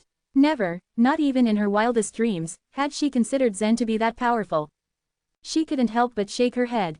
From her memories, she recalled that Zen had always been like this, always causing others to be surprised. Chapter 1030, Dazzling Light. Despite Yolanda's shock, she had absorbed the memories of her two clones who had known Zen for quite some time. It was astonishing that Zen had managed to obtain the Thunderwind divine sword, but it didn't take her too long to accept this fact. That was also why she had been very calm when the manager of the weapons used the message rune to inform her. She believed that Zen was able to obtain a good weapon. Still, Zen had exceeded her expectations and had obtained an extraordinary first-rank divine weapon. Timothy was even more shocked. He stood frozen at the entrance of the hall. He was prejudiced against those who ascended from the lower world. In addition to that, he was incompatible with Yolanda, so he naturally wasn't happy to see this happen. Even if he didn't bump into Zen right then, he would surely hear about him obtaining the Thunderwind divine sword sooner or later. The sword was so precious that even though he was the vice head, he was allowed to borrow it for a short time. But now, it belonged to Zen, completely. He was just a 5th-level Life and Death Realm junior, and he had been in the Mist Palace for less than a day and yet he managed to snap up the sword. It wasn't hard to imagine how much this frustrated Timothy. If Yolanda wasn't there at the point, he might have played the bully and just snatched the sword from the boy's hand. But then again, he was the vice head of the palace. It would be too shameful if he really went so far as to snatch the sword from Zen. He just glared at Zen and the sword in his hand angrily. The sword that he had once desired was now detestable in his eyes. Finally, he turned around and entered the true mysterious hall. "Congrats to you," Yolanda smiled at Zen. She was quite happy to see Timothy looking dejected for the second time that day. Zen merely nodded in reply. He was more worried about Lavender. Yolanda, of course, understood this looking at his expression. However, this was not the place or the time to discuss this matter, so she led Zen into a hall. After they made sure that nobody else was around, Yolanda took out the soul-nurturing wood and passed it to Zen. He scanned the wood after taking it from her. He could feel that Lavender's soul was now much stronger than before, in fact it was even stronger than his own. He was also surprised to see that the surface of her soul was emitting a faint layer of silver-colored radiance. "Her soul, it's at the Silver Fighting Soul realm," Zen exclaimed. When a soul was strong enough, it could reach the Fighting Soul realm. At this realm one's soul would be considered strong enough to assist one's physical body in battles. Zen's soul had already entered the Jasper Fighting Soul realm. Above that was the Silver Fighting Soul realm, a much stronger and more difficult stage. Yolanda nodded and said, "That's what it was originally." However, only a remnant of her soul remained, and it was not enough to manifest its level. I have now helped her to regain 60% of her soul power. "But why hasn't she woken up yet?" Zen asked nervously. Yolanda's face revealed an innocent expression. She hesitated for a moment and said, "She is awake but, she's pretending to be asleep. It seems that she isn't willing to talk to me." The relationship between the demon knight race and the human race was neutral, neither bad nor good. As the queen of the demon knight race, Lavender had a lot of pride and was aloof to other races. Although Lavender and Yolanda hadn't shown hostility towards each other when they met in the Tower of Sin, they weren't friends either. They just maintained a cordial relationship. Even if Lavender had received a lot of help from Yolanda, she still wasn't willing to be sincere towards her.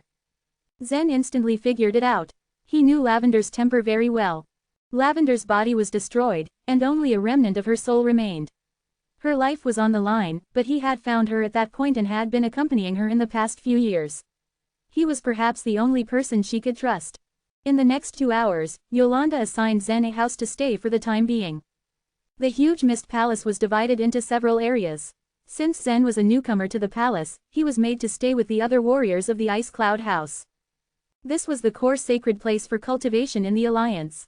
So even an ordinary disciple's residence was decorated well like a small-scale palace. All sorts of facilities were available to them, save for the beautiful female servants. It wasn't until nightfall that Zen finally had the time to examine the soul-nurturing wood. Before he had a chance to observe the conditions inside the soul-nurturing wood, he suddenly felt a strong soul power rushing towards his face. Poof! The charge of the soul was extremely violent. Zen, whose soul was at the Jasper fighting soul realm, was unable to endure such an impact and felt momentary dizziness. When he finally pulled himself together, he found that Lavender's soul was standing in front of him, watching him quietly. Her soul looked vivacious, and her aura was sharper than before. You're awake, he stammered in disbelief. Suddenly her soul rushed into his body. Whoosh! Zen could sense that she had taken the initiative to fuse with his sword spirit again. But with her current strength, she no longer needed to exist as his sword spirit. Her soul was at the silver fighting soul realm, and the strength of her soul alone was enough to defeat enemies. Still, Zen did not stop her from fusing with his sword spirit. He knew she had her reasons for doing so. After the fusion, Lavender reappeared out of his body. She extended her slender arms and embraced him tightly. Zen was taken aback. After a while, he murmured, "Why are you in such a hurry to fuse with my sword spirit?" "Because I want to feel you better." Lavender usually spoke in a cold and solemn tone, which made her seem distant. But right now, there was a hint of mischievousness in her voice. It all became clear to Zen. Although the body of the sword spirit wasn't made of flesh and blood, its touch felt more real than the soul's. Lavender eventually took 2 steps back and floated up in the air. Then, with a smile on her face, she said sincerely, "Thank you." But Zen shook his head and said, "I should be the one thanking you, Lavender. Your soul was wounded because of me." Lavender blinked and thought for a moment. She said wryly, "You don't have to be sorry about that." "Why?" Zen asked, perplexed. "You are very important to me. Even if my soul is completely destroyed, I know you will avenge me sooner or later. But if you die, there will be no hope for me in this world," she replied flatly. Zen knew that she was right to a certain extent.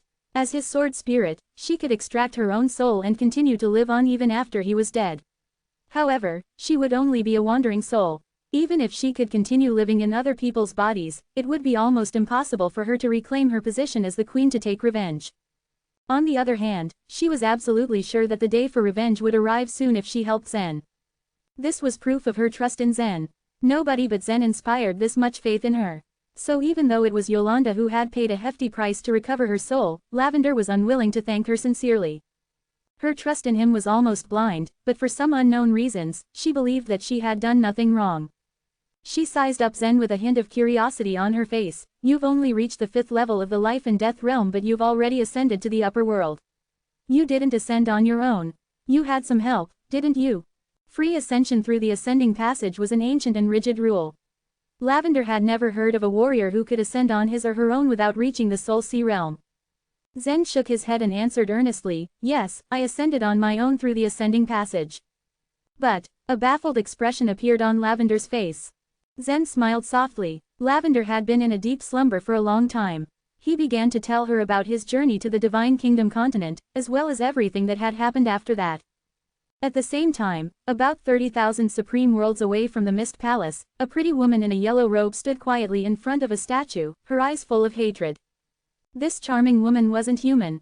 She had a perfect figure quite unlike an ordinary human girl, and the biggest difference was her long, pointed ears. She was another queen of the Demon Knight race, the Queen of Punishment, who had 2 head-on conflicts with Zen. There were 3 queen statues in her palace just like the ones in the other residences of the Demon Knight race. These days, she had been keeping an eye on the statue of Lavender, the Queen of Killings. She knew that Lavender had been on the verge of dying. There was only a faint light on the statue, it hadn't vanished completely.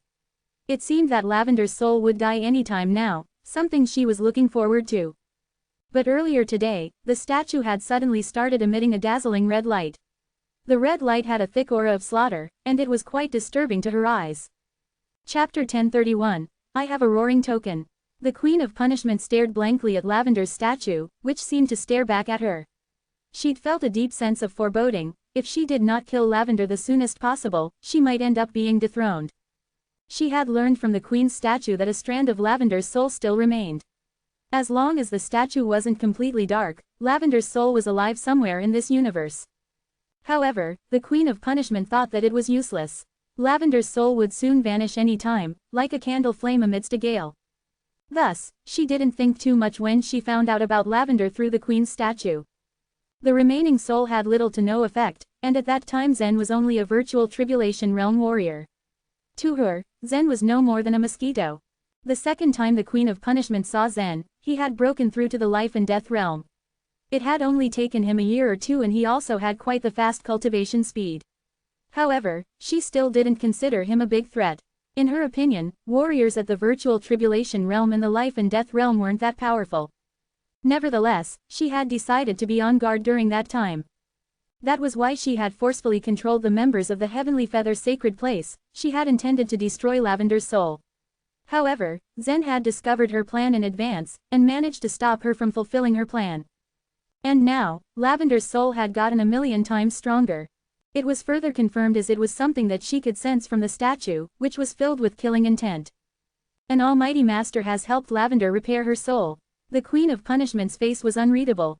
It seemed like that man has ascended to the upper world, she thought. While Lavender's soul had been repaired, it still wasn't enough to threaten the Queen of Punishment. Only later, she had discovered that Lavender's soul, which used to be like only a spark, seemed to have the power to burn now. Therefore, the Queen felt uneasy and threatened. It was possible to restore Lavender's soul now, which meant that she could obtain a complete physical body in the future. She might even recover her cultivation and be strong enough to fight back against the Queen of Punishment. With that thought in mind, the Queen of Punishment began to feel queasy. Even Lavender's statue looked like it had a mocking look in its eyes. How dare you mock me? With teeth clenched, the Queen of Punishment angrily flicked a finger. An invisible wave of energy rippled out, which caused Lavender's statue to crack and suddenly collapse. The Queen's statues, which were scattered throughout sacred places of the Demon Knight, were made of different materials. Those that were in the Queen of Punishment's hall were made of the best adamantine spar, but could not withstand the power of a light flick from her finger. The Queen of Punishment glanced at Lavender's statue. Even though it was broken, its head was still intact, and even looked back at her with wide, open eyes. Bang! She stretched out her hand and lightly flicked it again, and the head of Lavender's statue finally shattered. But although Lavender's statue was no more, it wasn't enough to quell her mood. She was even more agitated as she walked around the hall. At that moment, there was a heavy tapping sound against the hall's floor. Two female guards in leather armor walked into the hall, and then knelt down on one knee in front of the Queen of Punishment.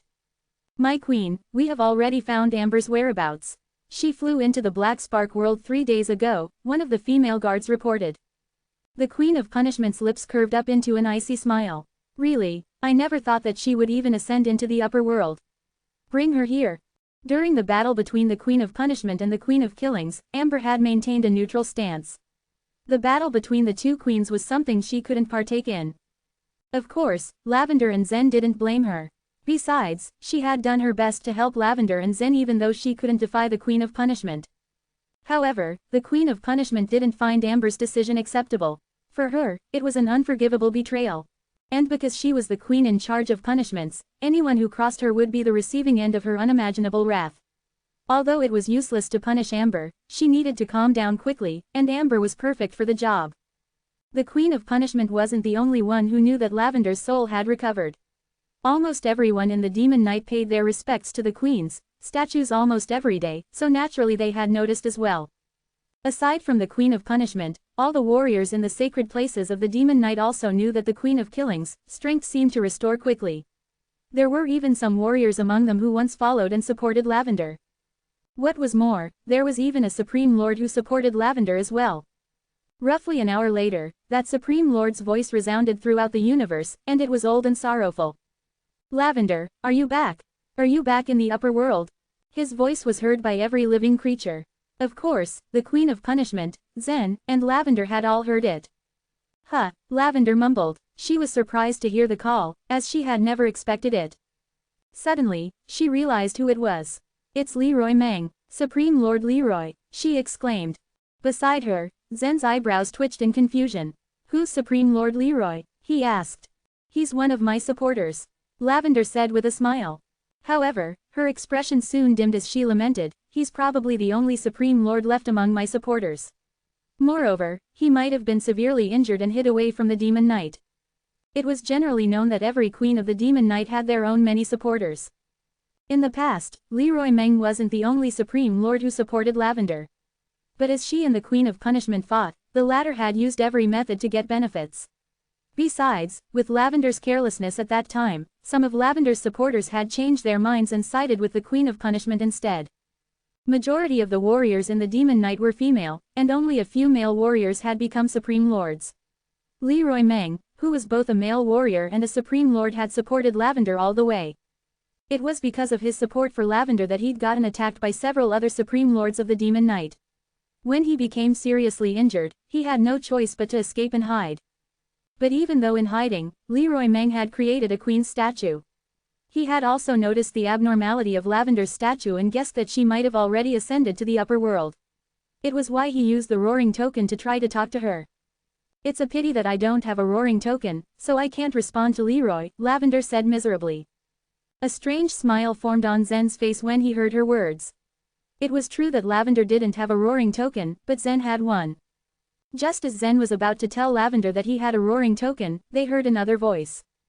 Leroy, you're such a shameless traitor. Haven't you died yet? Ha ha, if I remember correctly, you were supposed to enter the 5 aging processes. Lavender thought that the voice sounded quite familiar. Zen also knew who it was. It belonged to the Queen of Punishment. When Lavender heard her call Leroy Meng a traitor, she felt annoyed and infuriated. But her face remained stone cold as she said, one day Elena, I will definitely destroy your position of being a queen. So the Queen of Punishment is called Elena, Zen said. He decided to remember her name by heart, as he couldn't always call her a jerk. Suddenly, Leroy Meng responded right away, you jerk, you're not even qualified to call me a traitor. Lavender's soul has recovered a lot, and some powerful master might have even helped her. I'm sure that you'll be dethroned someday. I am indeed about to enter the 5 aging processes, but I believe that I could wait and see you be exiled in the future. Leroy's words had sent Lavender into a state of frenzy. Back then, Lavender had always maintained a calm and cold exterior no matter the situation. However, she was extremely excited right now, which had never happened before. A powerful master has helped her. Ha ha, just so you know, only a part of her soul has been repaired, and she hasn't completely recovered yet. She even has no way of responding to you right now. I'm afraid that she doesn't even have a roaring token.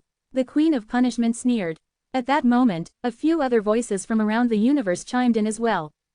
Leroy, find a suitable replacement for Lavender, as the Queen of Killings is right. Why are you still so stubborn? Can't you see the current situation now? Now, it's impossible for Lavender to return to the Demon Knight. Her remnant soul won't be able to hold on for long. Leroy, do you think we're only good for show? Who in the universe could cast Elena off the throne? You, Humph, don't be so silly. Those who responded with the roaring tokens were none other than the Night Demon's Supreme Lords, who were all supporters of the Queen of Punishment. When Lavender heard their words, she bit her bottom lip and said, it's really sad that I don't have a roaring token. While Lavender felt gloomy, Zen simply smiled. Lavender saw Zen and frowned. What's so funny? Because I have a roaring token, Zen said with a sly smile. Chapter 1032, Beg me and I'll stop talking. Although Zen told her what happened after she fell asleep, he barely had enough time to go into detail. As he first explained what unfolded, the roaring token was missing from his narration. But Lavender was someone Zen trusted absolutely, he had no need to hide anything from her. Of course, Lavender was rather taken aback to have heard that Zen was in possession of a roaring token. But even the roaring token wasn't something all too precious in Lavender's eyes. She was the Queen of Demon Knight, after all. Although she wasn't the strongest, she was still the Demon Knight's spiritual totem, even the Supreme Lords had to bow before the 3 queens. In the past, she had over 300 roaring tokens, much more than what many Supreme Lords possessed. Even though it wasn't much to her, a single roaring token was already extremely valuable to ordinary warriors or Zen. Zen was someone Lavender believed to know very well. While it certainly wasn't difficult for him to earn life vitality crystals, it wasn't too long ago when he ascended to the upper world. A roaring token was worth a year's expense of a 10th grade sacred place. How could Zen have possibly obtained one? Did Yolanda give it to you? Lavender asked after a moment of thought. But Zen only shook his head. No, it's mine. With that, he handed her the token and said, feel free to use it. I'm not fit to speak. What? Why? Lavender asked curiously. You'll know in a while, Zen said with a smile as he shook his head. The fact that Zen had used the roaring token to curse Supreme Lords had escaped Lavender. He even had used it to count the numbers merely to kill time. Most people should have remembered his voice. But there were tens of millions of creatures in the universe, any two people could easily have similar voices. If Zen were to use the roaring token at this moment, it was likely that Elena would suspect him. With that, he decided to let Lavender speak for herself. Under Lavender's odd gaze, Zen helped her activate the roaring token. She coldly said through roaring token, Elena, who said that I don't have a roaring token? I want to see how long you can keep being so arrogant, you jerk. I, Lavender, as the queen of killings of the Demon Knight, will forever be queen. I will not die so long as the Demon Knight race exists. And, I will definitely remove you from the throne. The sound of her voice rang through the entire Supreme Worlds through the roaring token. Since she thought she only had one token, it was her only chance at speaking to the entire Supreme Worlds, she had to make the most of it. Lavender, you really came back. Where are you? In an instant, Supreme Lord Leroy's voice came through. Queen of Punishment Elena's voice followed closely behind Supreme Lord Leroy's voice. Huh, you little jerk. You actually managed to get a roaring token. It seems I've underestimated you. HMPH. Since you're already in the upper world, prepare to die at any time. When Lavender heard Elena's words, her expression turned cold. Thinking that the roaring token in her hand had already been used and that she wouldn't be able to respond to Elena, she had no intention of responding. But the token in her hand seemed to still be intact. This roaring token hasn't shattered. What's going on? Lavender was utterly bewildered. Normally, when the roaring token was used, the law of causality inside it would be activated, spreading the sound throughout the universe. After that, the entire roaring token would dissolve into a pile of dust. But the token in her hand was still intact. With a smile, Zen stretched out his hand to activate the token once again. You can continue and curse her freely, now. Ah! In her astonishment, Lavender couldn't help but cry out. Since Zen had activated the roaring token, the scream of surprise resounded throughout the entire universe. At that moment, Supreme Lord Leroy, Elena, and the other members of the Demon Knight all put on a strange expression. What was going on? Did Lavender have more than one roaring token up her sleeve? Given Lavender's current condition, it was unlikely that she would waste the roaring token this way. Looking at the token in her hand, Lavender was stunned still for a moment before recovering her senses. Zen, your roaring token. You can use it as many times as you want, there's no limit to its uses. Zen merely shrugged his shoulders and lightly laughed. Ah! Lavender screamed once more. When the Cyan Dragon found out the specialty about the roaring token, he was also rather shocked. While Lavender had a similar reaction, her expression was rather exaggerated. Zen's words frightened her. She was well aware of what it meant to have a roaring token that could be used limitless times. Of course, Lavender had high expectations for Zen. So long as he was given enough room to grow, one day, he would be able to stand at the highest point of the universe and look down upon it. But never did Lavender expect that Zen would actually obtain such an incredible thing right after he ascended. She almost couldn't believe her own eyes. Zen's mouth curled into a smile. Normally, Lavender maintained a nonchalant expression as if there was nothing in the world worthy of her surprise. This was mainly because her status was too high. But the fact that she was greatly astounded couldn't be denied. Zen was rather proud that he managed to surprise this Supreme Queen. Without bothering to answer Supreme Lord Leroy's question or talk back to Elena, Lavender held the roaring token in her hand and carefully examined it. After a long moment, she sneered and said, "Good. Finally, I can freely scold this hussy in front of everyone in the universe." Ha ha, Lavender, you little hussy, it seems that you've gone insane. You only have 2 roaring tokens in your hands, don't you? Or are you having fun with some man? No wonder you released such a scream. Elena coldly said. Lavender's expression turned cold. Help me activate the roaring token. With a wave of his hand, Zen activated the roaring token for Lavender. Jerk, I don't only have 2 roaring tokens. You're the one who should watch out, you'd better save your nonsense. I'm sure it must hurt for you to use one, but I can waste as many roaring tokens as I like. So what? Lavender said with a cold voice. Before Elena could respond, Lavender continued, I want to announce to the members of the Demon Knight that this hussy isn't suitable for the position of the Queen of Punishment. Back then. Quote. Lavender's every remark resounded loud and clear throughout the universe. Most of it was to insult Elena, with the occasional response to Supreme Lord Leroy. In the beginning, Elena used the roaring token to refute Lavender's curse, but the number of roaring tokens in Elena's hand was limited. After using over 100 roaring tokens, she looked at the mere dozens of tokens in her space ring.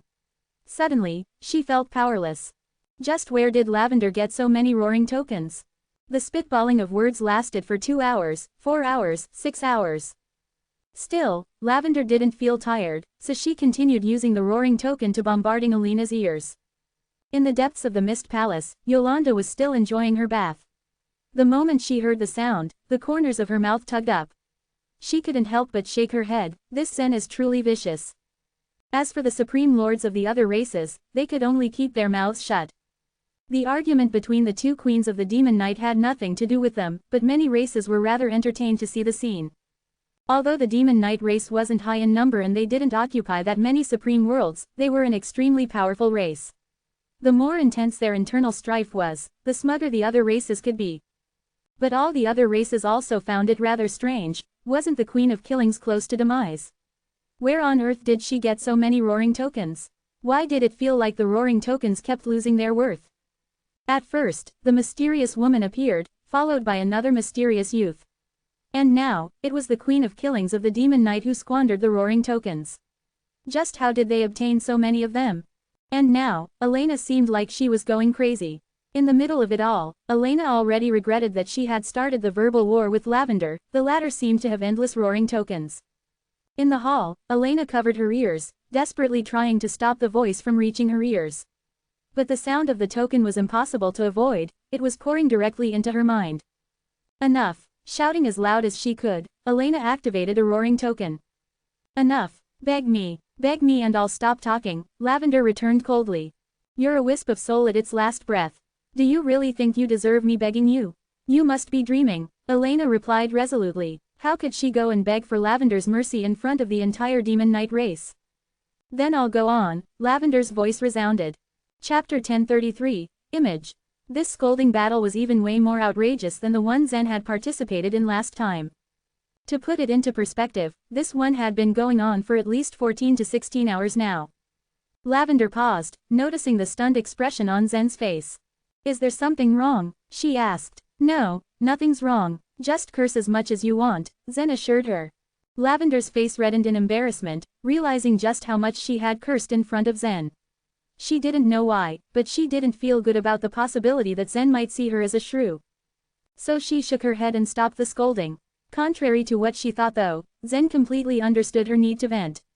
At least she could use this roaring token to nag at the Queen of Punishment and make her feel uncomfortable whenever and wherever. She handed the token back to Zen and watched him put it away. Where did you get this roaring token? She asked.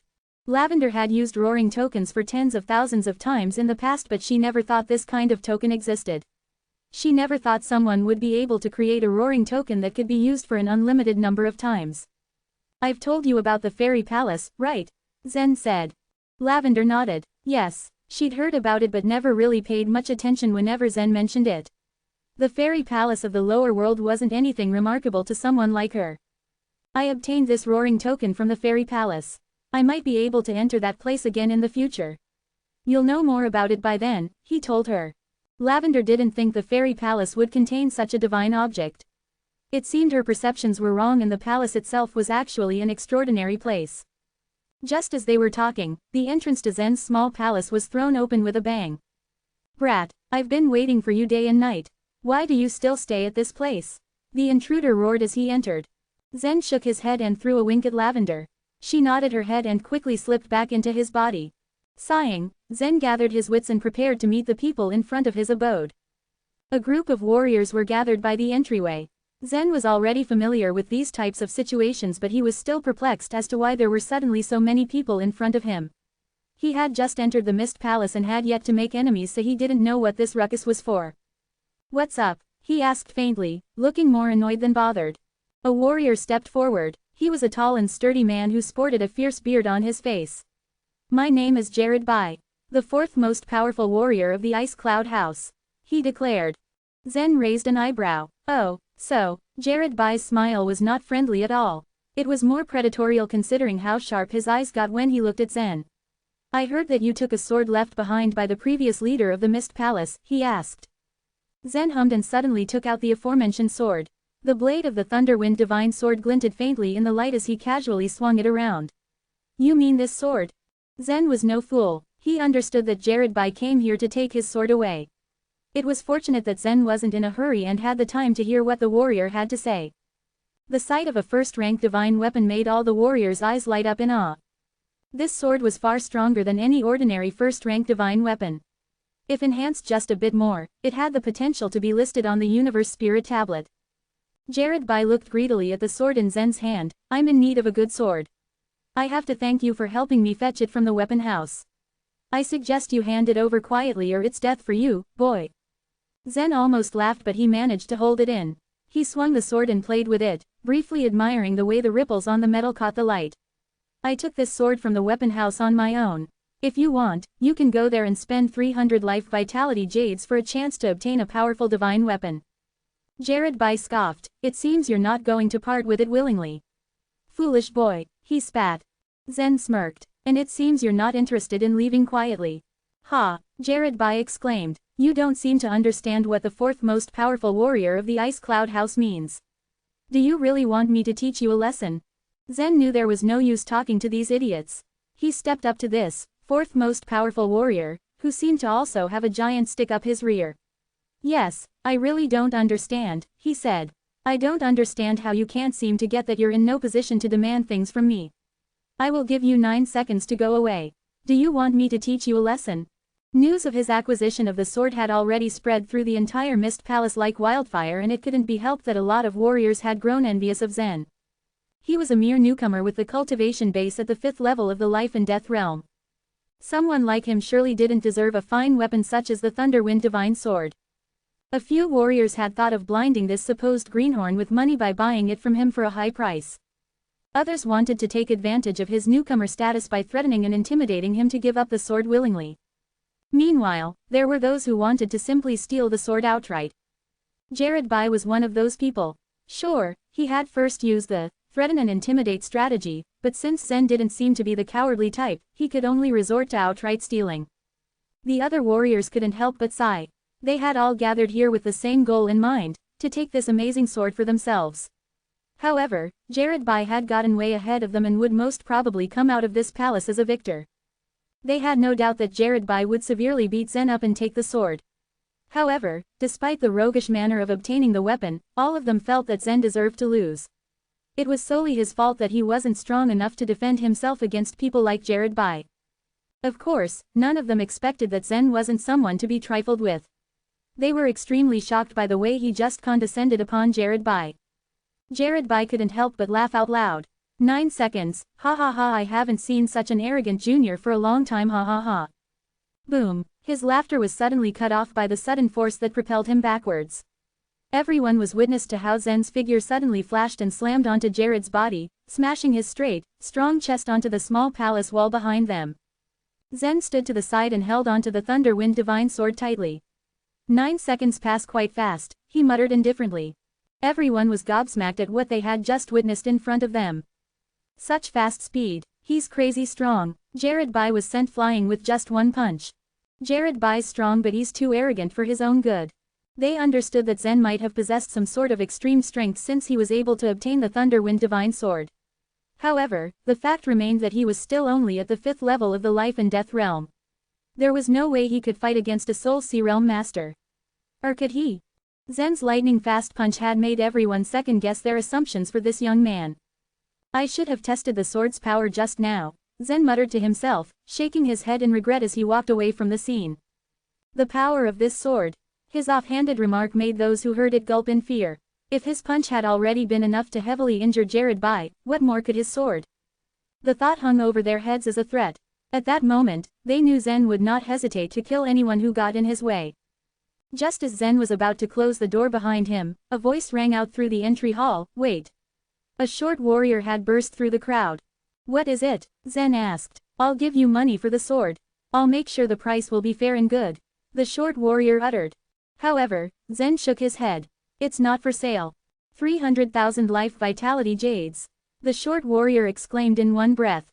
Chapter 1034. Fight for the sword. Everyone's breath hitched at the amount this short warrior was proposing. A life vitality jade's value was 10,000 times higher than a mere life vitality crystal. With this conversion rate, that would mean that 300,000 life vitality jades would be equal to 3 billion supreme life vitality crystals. Just thinking of such stupendous amount was enough to have someone's palm itching. The Thunder Wind Divine Sword was indeed a first-rank divine weapon, but offering 300,000 life vitality jades for it was still too shocking. Nonetheless, the warriors knew the bidder could afford it. Caleb's family controls 80% of the mines in dozens of supreme worlds. The price of 300,000 life vitality jades is something he could definitely afford. But if I were the one who had the sword, I wouldn't sell it even for a price that good. Life vitality jades can be earned through time, but acquiring a first-rank divine weapon is just once in a lifetime. Besides, having such a great weapon can increase your chances of survival in a tough fight. Caleb Jaw did not pay attention to this idle talk and merely stared at Zen expectantly. "What do you think? The price I'm offering is fair, isn't it?" However, Zen shook his head. "I'm sorry, it's got nothing to do with the price. This sword is simply not for sale." Caleb Jaw was powerless against Zen's refusal. There was no way he could resort to force since his abilities were far inferior to those of Jared, who had already been beaten up by Zen. Zen turned to close the door again, not really willing to waste even more time bothering with these Ice Cloud House warriors. Just as he was about to pull the door shut, a life vitality jade was suddenly thrown into the gap and rolled towards him. A voice rang out from the crowd, "Jim of the Swallow Cloud House wants to exchange a single life vitality jade for the sword. If you give the sword to him, he will ensure your safety in the Mist Palace. If you refuse, your life may become forfeit in your stay here." Such an obvious display of arrogance had Zen raging in his mind. There was clearly something wrong with these warriors. He was the one who took this sword from the weapon house. It rightfully belonged to him. These warriors were greedy and were not willing to work hard enough to go to the weapon house and take it for themselves. Now that he had it, all of them were scrambling to take it away from him. His goal in sending Jared flying with a single punch was to intimidate these warriors so they would leave him alone. He didn't expect that they would be far more insistent when it came to the sword. And now the warriors from the Swallow Cloud House also wanted to take it. He was aware of the gap in power between the two houses. The Ice Cloud House couldn't be compared with Swallow Cloud House in terms of disciples, but Zen did not care. He wasn't afraid of anyone in this place. He glared at the life vitality jade in front of him. Some people really had the audacity to look down on others this way. Unfortunately, Zen wasn't someone they could easily bully. He walked towards the precious gem and gently ground it down with his foot. Crack! A hint of life vitality burst forth from the life vitality jade as it was crushed underneath Zen's foot. The life vitality contained within a single life vitality jade was thousands of times more concentrated than that of a supreme life vitality crystal. "No matter who you are, just go away," he said, beginning to close the door. The warrior opened his mouth, but Zen quickly slammed the palace door shut, not wanting to hear whatever he still had to say. The warrior scoffed but did not dare push the shut door open. He instead ignited a message rune on the spot. Meanwhile, the other warriors ruminated on whether to leave or stay. Some had initially wanted to leave but now chose to stay after hearing Jim's name.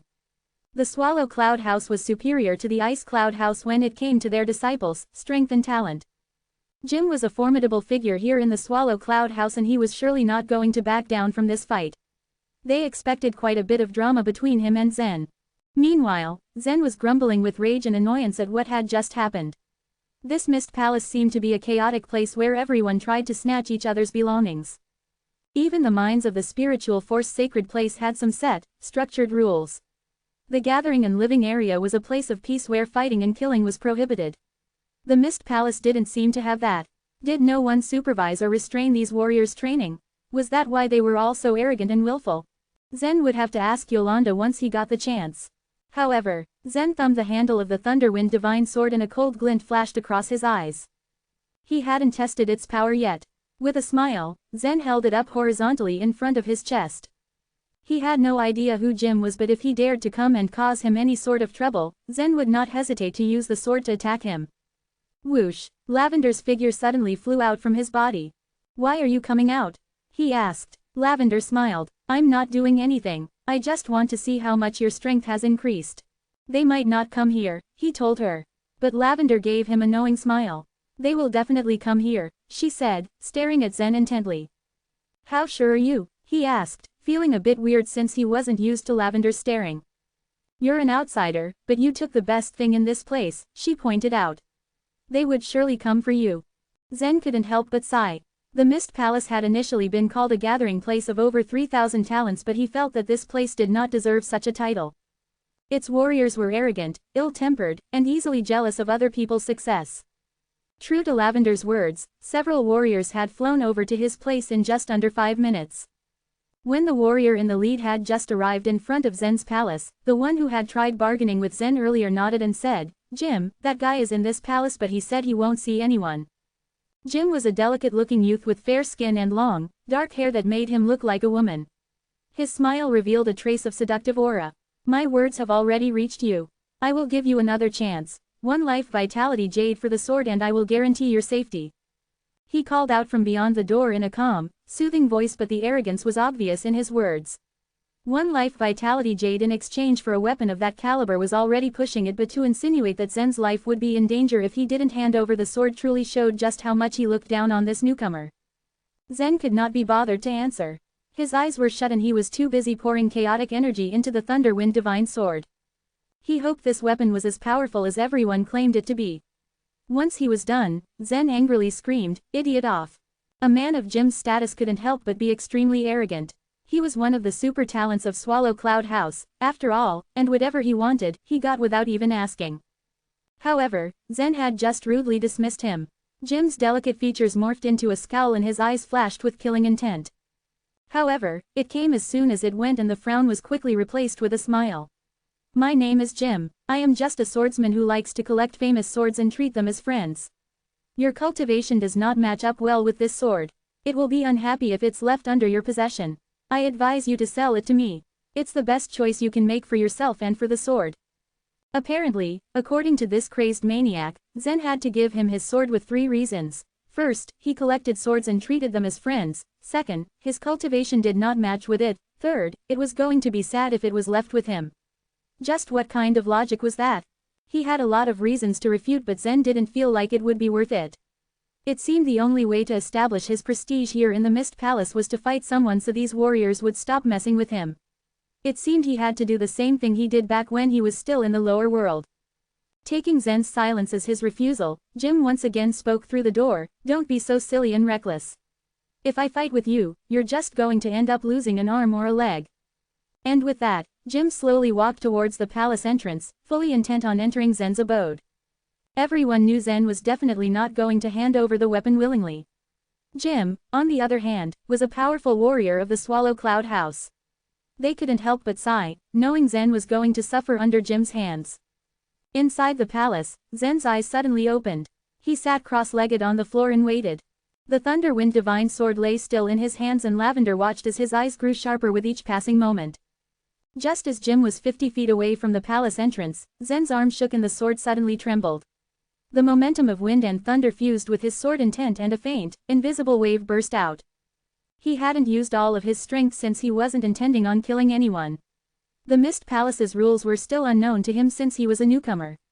All he really wanted to do was to teach Jim a lesson. However, that formless wave had given Zen a fright. Chapter 1035, Law Power Enhancement. An invisible wave of energy shot out of the Thunderwind Divine Sword. But it could only create a crack on the gate. The wave of energy released a lightning that was dark blue in color and a black as night wind blade. These two kinds of law powers intertwined together to form a blurry figure that rushed at Jim. "What is this?" Zen asked, his gaze suddenly freezing. "The 4th layer of the wind law and the 4th layer of the thunder law." Until now, Zen had only grasped the 3rd layer of the law powers, irrespective of whether it was the wind law, the thunder law, or the fire law. But when he poured the chaotic energy into the Thunder Wind Divine Sword, it had actually touched upon the fourth layer of the law powers. Lavender wrapped her arms around her knees and looked at Zen's sword light through the crack. This sword has the ability of law power enhancement, she said, impressed. It's not bad for a first-rank divine weapon. Law power enhancement, yes. This sword can help you increase your law power. Doesn't that mean that I can display the fifth layer when I comprehend the fourth layer of the law power? Zen's eyes lit up. Lavender shook her head. It isn't that easy. The gap between the fourth and the fifth layers is huge. Controlling the first few layers of the law power isn't difficult, but things are completely different when it comes to the higher layers. This sword can only enhance your law power, but it can't help you increase the layers. Zen nodded in dawning comprehension. So that's how it is. It was already turning out to be of great help to him. What was more, the sword seemed to have more benefits than just this. For example, the blurry figure. Jim was a warrior belonging to the Swallow Cloud House, and was extremely confident in his own strength. The warriors from the Ice Cloud House and those from the Swallow Cloud House weren't easy to deal with. People who could enter the Mist Palace could be considered top talents in the upper world, and only extremely powerful warriors of 10-grade sacred places were qualified to enter the Mist Palace. Only by standing out in Ice Cloud House and joining Swallow Cloud House could they be considered super talents, worthy of the Alliance spending resources in nurturing them. This was why Jim was so arrogant. According to him, this new member of the Mist Palace had obtained the Thunder Wind Divine Sword through sheer luck. He had even thought that Zen wouldn't dare fight him. But the moment he walked over unhesitatingly once this thought had crossed his mind, a blue bolt of lightning appeared before him.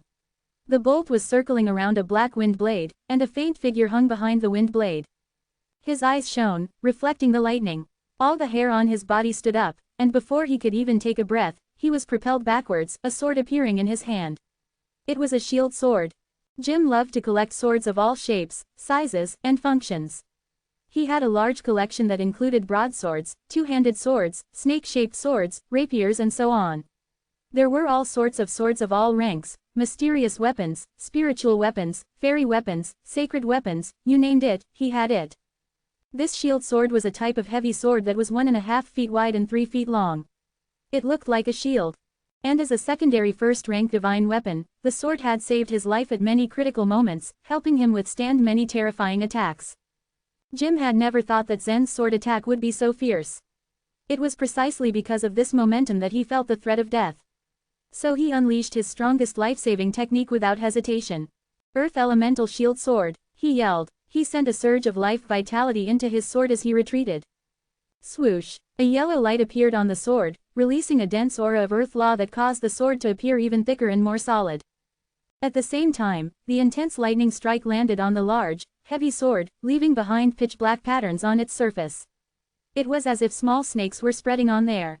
I need to let go of the sword, Jim thought. When the power of lightning spread across the sword, Jim dared not hold it. He let it drop and scrambled back as fast as he could. But Zen's sword was not limited to just the power of lightning. Soon, the black wind blade cut through the shield sword, striking it in half. Retreat. Jim felt his heart break as he watched the damage done to the shield sword. But it was more important for him to stay alive. He retreated further, because there was also the blurry figure to contend with in addition to the lightning and the wind blade. Neither he nor Zen knew anything about what was going on with it. But Jim had lost the protection of his shield sword, and the figure was charging straight at him. Even a fool would run away and try to escape. The figure, however, was fast and caught up with Jim in no time. Before Jim could comprehend what was going on, it threw a punch at him. This punch looked simple, but it would be foolish to underestimate it. Jim held up his arms against his chest as a reflex reaction. Boom! Crack! Both of Jim's arms broke, but the force of the punch did not weaken and landed on his chest. He was sent flying backwards like a kite with its string cut, and landed heavily on the ground.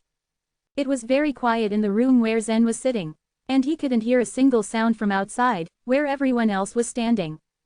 The power of this strike not only surpassed the expectations of many onlookers, it also exceeded Zen's expectations. Only Lavender looked on indifferently. There were really not many things that could shock Lavender. The roaring token that Zen had previously displayed made her think it to be unbelievable because it had exceeded the scope of common sense. But she didn't think this sword was that amazing. Zen was stunned as he looked at the gradually disappearing figure. He exclaimed, "Why does a person appear when I stab with my sword?" Lavender threw him a look before answering him. If my guess is right, that person's move can be modified. There won't be just one punch. Zen's eyes lit up at Lavender's words. When he had stabbed the sword, he had felt like his mind had been linked to something. He had thought that this was an effect of the sword, but now that he thought about it, he realized that he had formed a connection with the figure in that instant. But Zen wasn't sure how he could change the figure's movements. He would have to spend more time and effort figuring this out. Jim had been lying on the ground for quite a while before someone appeared and picked him up. The person cast a fierce glance in Zen's direction before making a quick exit. No other warriors dared linger or approach Zen's house. Jim belonged to the Swallow Cloud House, but had almost been disabled by Zen's sword strike. How could this group of Ice Cloud House warriors not learn a lesson from Jim's fate? Wasn't this courting death? In no time, the area in front of Zen's door had emptied. The corners of Zen's mouth curled up in a smile at this. Finally, peace and quiet.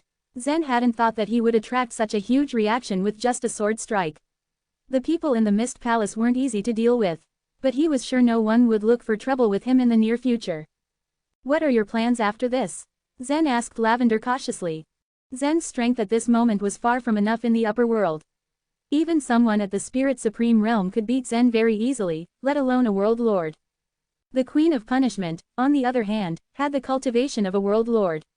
At Zen's current strength, he wasn't even qualified to stand in front of her. I'll wait, Lavender said with a queer smile. Wait for what? Zen asked again. Wait for you to grow, Lavender replied. This answer left Zen speechless, unsure of whether to laugh or to cry. At this stage, Zen's cultivation had already reached the peak of the 5th grade of the life and death realm. He should have been prepared to fight against the 6th small heavenly tribulation. But just as he was preparing for it, someone else had come to the Mist Palace. To Zen's surprise, it was the previous owner of the Thunderwind Divine Sword, who was also the previous leader of the Mist Palace. Chapter 1036, We'll Give It to You. In the hall on the highest floor of the Mist Palace, sat an old man wearing a long black robe. Next to him was a young woman wearing a cyan dress. The girl was very young. She was only 20 years old, 2 years younger than Zen. I happened to drop by this world, so I thought I would visit you. By the way, I want you to do me a favor, the old man said slowly. Yolanda, who was sitting on the side, was extremely respectful to the old man as she replied with a smile, Master Shao, please tell me. I'll do my best to meet your demand. As she spoke, she sized up the girl beside the old man and continued, could it be that you want to let this girl cultivate in our Mist Palace? The reason Yolanda was being so respectful to the old man was that he was one of the previous leaders of the Mist Palace and also the previous owner of the Thunderwind Divine Sword. His name was Kiran Shao. He was truly outstanding. It was rumored that he was planning to make a breakthrough to become a Supreme Lord. He was considered a popular character in the Alliance. Kiran Shao shook his head, before saying, I had hosted the Mist Palace for 13,000 years, and had taught countless disciples. However, I have never accepted a personal disciple. But now I have one. She is my only and last personal disciple. The cyan-clothed woman beside him stood tall with a trace of arrogance on her face. Yolanda smiled at the woman's expression. If Kiran Shao really became a Supreme Lord, this woman would be considered a Supreme Lord descendant. She had every reason to be arrogant, having the opportunity of inheriting the resources and cultivation methods from a Supreme Lord at this age. Congratulations, Master Shao, for having such an outstanding disciple. If I'm not mistaken, your disciple seems to have the fate to lead the world of chaos, Yolanda remarked. Kiran Shao seemed to be very happy. After he finished laughing, his face revealed a hint of dejection. He let out a sigh and said, the world of chaos has already revealed itself. Even Supreme Lords are destined to just be bystanders. We will have to see how the favorite warriors of this era will perform on the stage of the world of chaos. His disciple immediately said, Master, I will definitely not let you down. Kiran Shao nodded and said, you certainly won't disappoint me, Layla. Then, he turned to Yolanda and said, if I remember correctly, the Alliance is going to hold, passing the torch. I want Layla to participate in it on behalf of the Mist Palace. Would you please do me the favor? After hearing his words, Yolanda finally understood why he had come. He wanted his disciple to participate in passing the torch. This was not a bad thing for the Mist Palace, and Yolanda had no reason to reject it. There were many races in the universe that had ways of testing one's talent, and the one that humans used was known as passing the torch. It was similar to the 3 towers of the celestial position race, and it was also one of the most authoritative methods in the entire universe. But the difference was that passing the torch was only aimed at human warriors, while the celestial position race's 3 towers were aimed at all the talents in the universe. Yolanda nodded. Master Shao, you don't need to be so formal with me. If she aces passing the torch, our Mist Palace would also be so proud. I'd be happy to see her succeed too. Chiron Shao chuckled again before saying, Layla has already activated the 9-petal lotus flower. She will score well in passing the torch. Even though he spoke nonchalantly, he was still quite proud of the fact that Layla had managed to activate the 9-petal lotus flower. How many talents in the entire universe had managed to do so? With her potential, she would definitely excel in passing the torch. This was a guaranteed fact. The woman called Layla pursed her lips. Her master had such high hopes for her. Her goal wasn't simply to do well in the test, she was planning to win first place. Suddenly, Chiron Shao realized something. If I remember correctly, one of my weapons is still in the weapon house. Yolanda, can you take us there later on and let Layla take it out herself? He requested. Chiron Shao did not ask for his weapon directly, but he wanted Layla to take it by herself. No one had been able to take away the Thunderwind Divine Sword all these years. But he was very confident about her. He was certain that she was capable of doing so. These words stunned Yolanda, and a helpless smile revealed on her face. What happened? Is something wrong? A strange expression appeared on Chiron Shao's face. Yolanda shrugged her shoulders and explained, well, that sword was taken away by someone a few days ago. What, really? Chiron Shao asked curiously. He was not angry about the news. With his strength and status, a first-rank divine weapon didn't matter to him that much. He wanted Layla to have it for herself, firstly because her cultivation method was perfect for using the Thunderwind Divine Sword, and secondly because he wanted to prove her strength to Yolanda. But he never thought that someone else would actually take away the sword. When he was the leader of the Mist Palace, he had personally placed his own weapon in the weapon house, so he was well versed with the rules of the house. It was extremely difficult to take away his sword. I wonder who took it and which cultivation level this person was at. Chiron Shao actually was interested in that person. His name is Zhen Luo. He is at the 5th grade of the life and death realm, and has just ascended from the lower world. Yolanda divulged the information about Zhen truthfully. He is from the lower world, and only at the 5th grade of the life and death realm. Chiron Shao's eyes widened in shock. He was indeed very surprised to hear that someone with such a low cultivation level managed to take away his sword. I never thought that this kind of warrior would appear in the Mist Palace. Layla seemed unwilling to accept the fact that someone else had taken away the sword. It should have been her. Her master did not compare her to Zhen, but she felt very unhappy about this development. I would like to meet this warrior named Zhen Luo. Is it possible? Chiron Shao asked. Yolanda nodded and said, yes, certainly. Zhen is cultivating in the Mist Palace. I'll call him now. Not long after, Yolanda's message rune reached Zhen's ear, informing him that the previous owner of the Thunderwind Divine Sword wanted to see him. Zhen was a bit perturbed. Could it be that the previous owner of this sword had reneged on his promise and wanted to take the sword back? But then he dismissed this notion. A warrior at that level wouldn't take a first-rank divine weapon so seriously. After tidying up, he rushed over according to Yolanda's directions. He quickly entered the large hall led by 2 stewards. When Chiron Shao saw Zhen, he stared at him unblinking. A bewildered expression came on his face, but he quickly suppressed it and said with a smile, I heard that it was you who took away my Thunderwind Divine Sword. Zhen cupped his hands towards him and said, yes. It was me who took away your Thunderwind Divine Sword. Good, you're at the life and death realm and have only experienced 5 small heavenly tribulations. I think you will make good use of it, Chiron Shao commented. From what you're saying, I hope you don't want it back. Zhen asked. It was Layla who spoke first. Are you kidding me? Master doesn't care about a first-rank divine weapon. Why would we want it back? We will give it to you. Zhen bristled at her comment. I took this sword with my own strength, and I also spent life vitality jades. How can you say that you'll give it to me? If Chiron Shao had made this statement, Zhen wouldn't have gotten so offended. But the woman beside him made it sound like she was doing charity to him. She got on his nerves. I'm not a beggar, and this sword is not given by you. He thought angrily. You. Layla bit back her retort when her master shook his head and said, indeed. The rules of the weapon house were set by my master back then. Whoever has the ability to take a weapon in the weapon house shall be its owner. Young man, since you have obtained the Thunder Wind Divine Sword, I shall also give you a set of mind method. Otherwise, the power of this sword will be greatly reduced in your hands. Chapter 1037, Smell of Gunpowder. The true secrets of the Thunderwind Divine Sword lay within the shadow of the figure. The first time Zen had wielded the sword, he discovered this mystery and pondered over it for a long time. Each time he swung it, it would produce lightning and wind blade, and at the same time, a human figure would appear alongside them. Curiously, Zen felt that he had a connection to it. However, he had tried many times to control that figure, but he could not do so. Eventually, Lavender came to the conclusion that perhaps a certain cultivation method existed to match this Thunderwind Divine Sword. It might be very difficult for Zen to get knowledge of this method. Therefore, when Zen heard the words of the former leader of the palace, he raised his eyebrows and asked, "The mind method in relation to the Thunderwind Divine Sword?" Chiron nodded. "It seems you've already tried to wield the sword. I'm afraid you won't be able to control the nether god shadow within it." "Yes, I've tried many times, but I couldn't grasp the technique," Zen replied. "It is not something that you can master merely by trying," Chiron said as he took out a jade slip and handed it over to his disciple, Layla. Layla wanted to step forward and hand it to Zen, but with a quick thought, she gently tossed the jade slip in the air.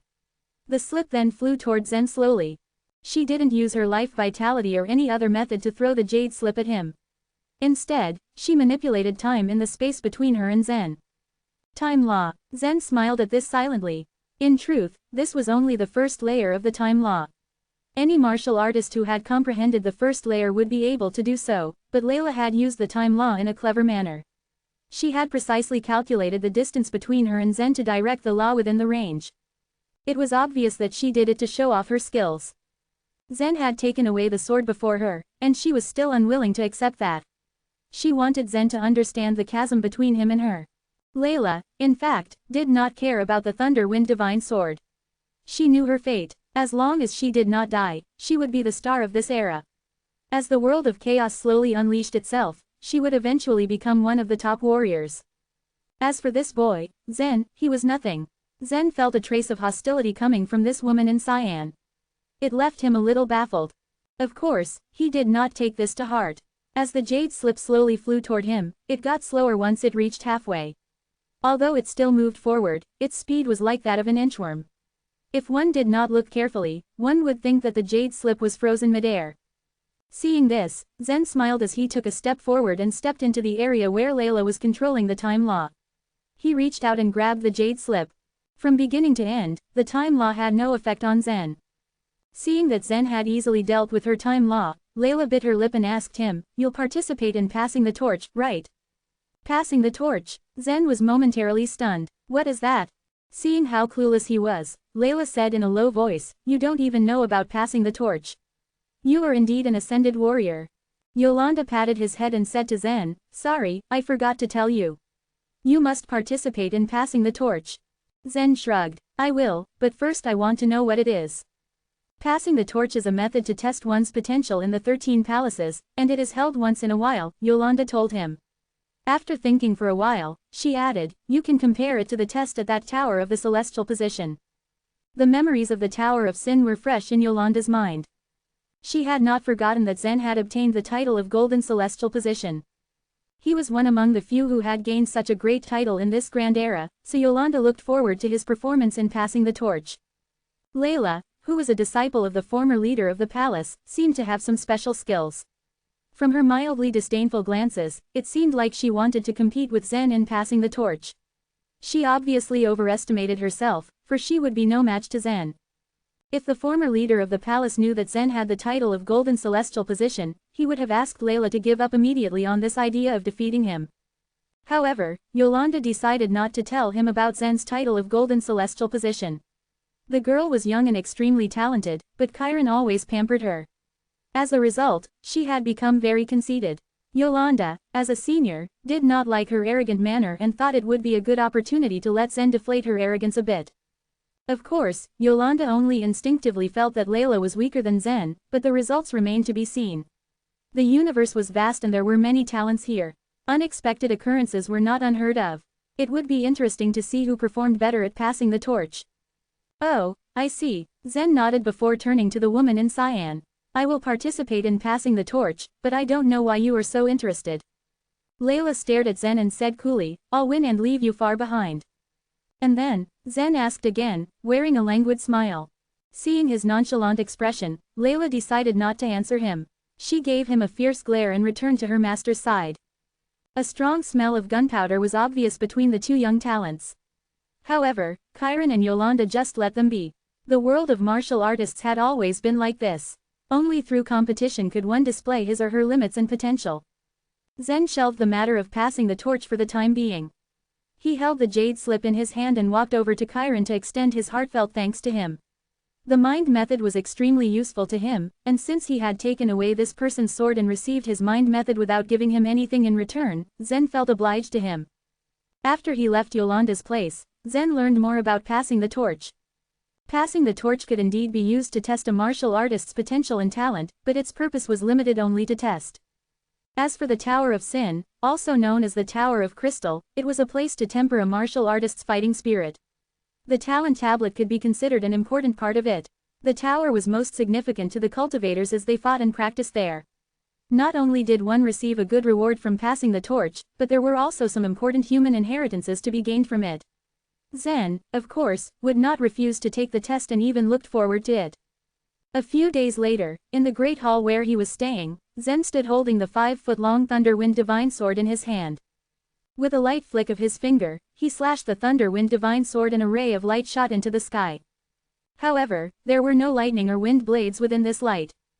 Right now, Zen was in complete control of the first-rank divine weapon and had temporarily filtered out the two types of law power.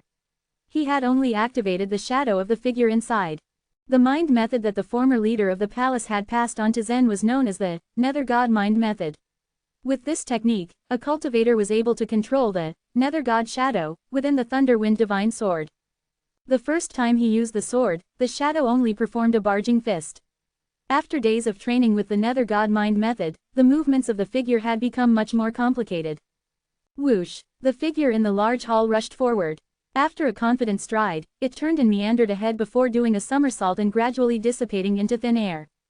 Zen wielded the sword once again and another shadow of a figure shot out. A dense stream of fist radiance emerged from its hand. Within a short period of time, the shadow had performed an entire set of boxing movements before gradually disappearing again. Swoosh! Zen drew back his sword slowly and fell into deep thought. If a single strike was capable of producing a single Nether God Shadow, did that mean he would be able to make multiple Nether God Shadows if he swung the sword in successive motions? As he thought of this, Zen extracted a large amount of chaotic energy from his cinnabar field and let it gush into the long sword. Suddenly, killing intent clouded his eyes as he quickly brandished the Thunderwind Divine Sword. Whoosh, whoosh, whoosh, whoosh, whoosh, Zen struck 10 times in one breath. To an ordinary swordsman, it was not tough to thrust a sword so many times in the blink of an eye. But as Zen finished the 10 strikes, 10 Nether God Shadows appeared before him, each performing a different set of movements. If the original possessor of the Thunderwind Divine Sword, the former leader of Mist Palace, had witnessed this, he would have been dumbstruck. He had never imagined that someone would be able to use the Nether God Shadow successfully to this extent. Chapter 1038, Helpless. All divine weapons had great, impressive origins, not to mention the first-rank divine weapon. Even though the Thunderwind Divine Sword couldn't be ranked within the Universe Spirit Tablet, it was definitely a masterpiece that one couldn't deny. Chiron Shao was the owner of this sword. In the past, he had only been able to create 3 Nether God Shadows simultaneously, when he wielded the sword. According to the description of the Nether God Mind Method, the Thunderwind Divine Sword could only produce 3 Nether God Shadows at most. It was not that Chiron's sword technique was not fast enough. With his high cultivation level, his understanding of sword techniques was not something that Zen could compare with. It was just that when the 4th Nether God Shadow appeared, the 1st Nether God Shadow disappeared so as to maintain the balance. It meant that only 3 Nether God Shadows could appear at the same time, regardless if a new Nether God Shadow appeared or not. But now, when Zen casually struck out with his Thunderwind Divine Sword, 10 Nether God Shadows appeared side by side. He had undoubtedly broken the rules of the Nether God Mind Method. As for the reason, Zen could not explain it, but he could only attribute it to the chaotic energy. It seemed that the effects of the cultivation methods and the laws activated by the chaotic energy were increased by a lot, hence also increasing the number of Nether God Shadows. It was the only plausible explanation that Zen could come up with, although he had no way to prove it. Besides, his attention was mostly on the nether god shadows and not the reason why they appeared.